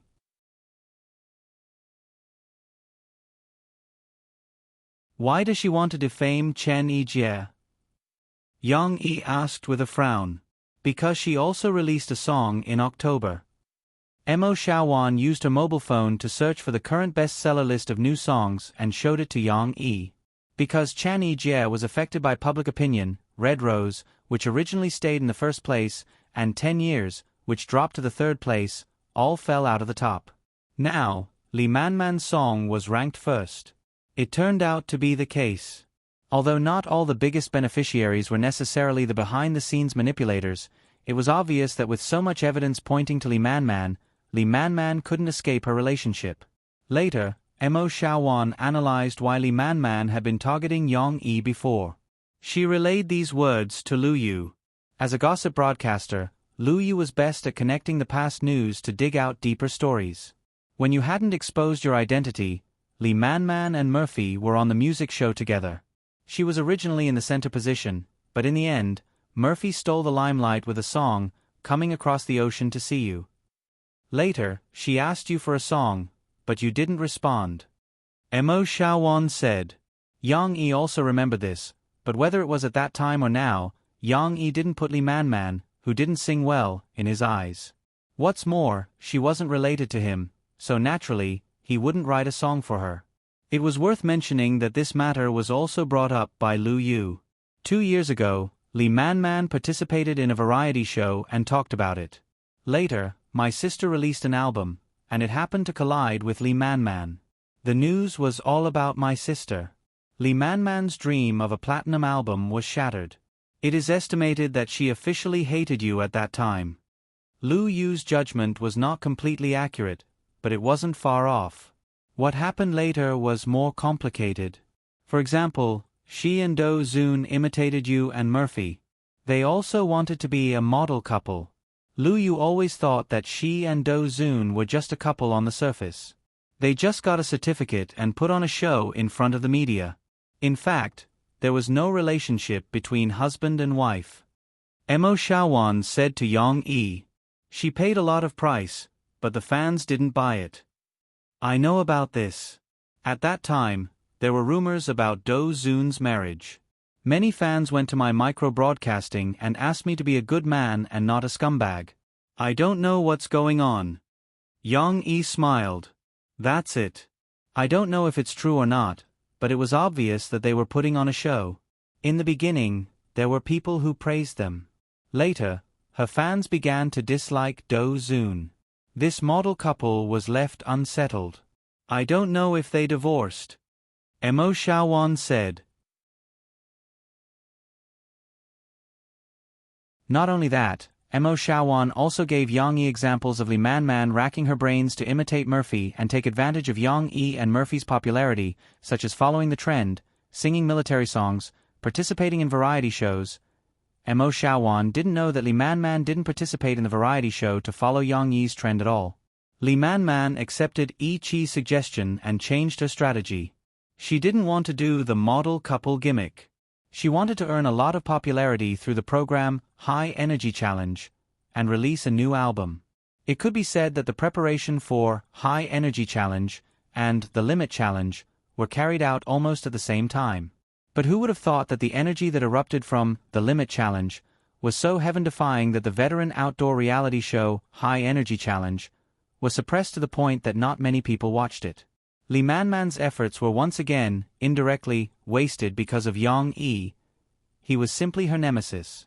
How could the proud and arrogant Lee Man Man not bear a grudge against Yang Yi and Murphy? Of course, regardless of whether LVU's speculation was accurate or not, Lee Man Man could already be identified as the mastermind behind Yang Yi's defamation. As for how to deal with it now, Mo Xiaowan had to listen to Yang Yi's opinion. After Yang Yi heard it, he touched his chin and pondered.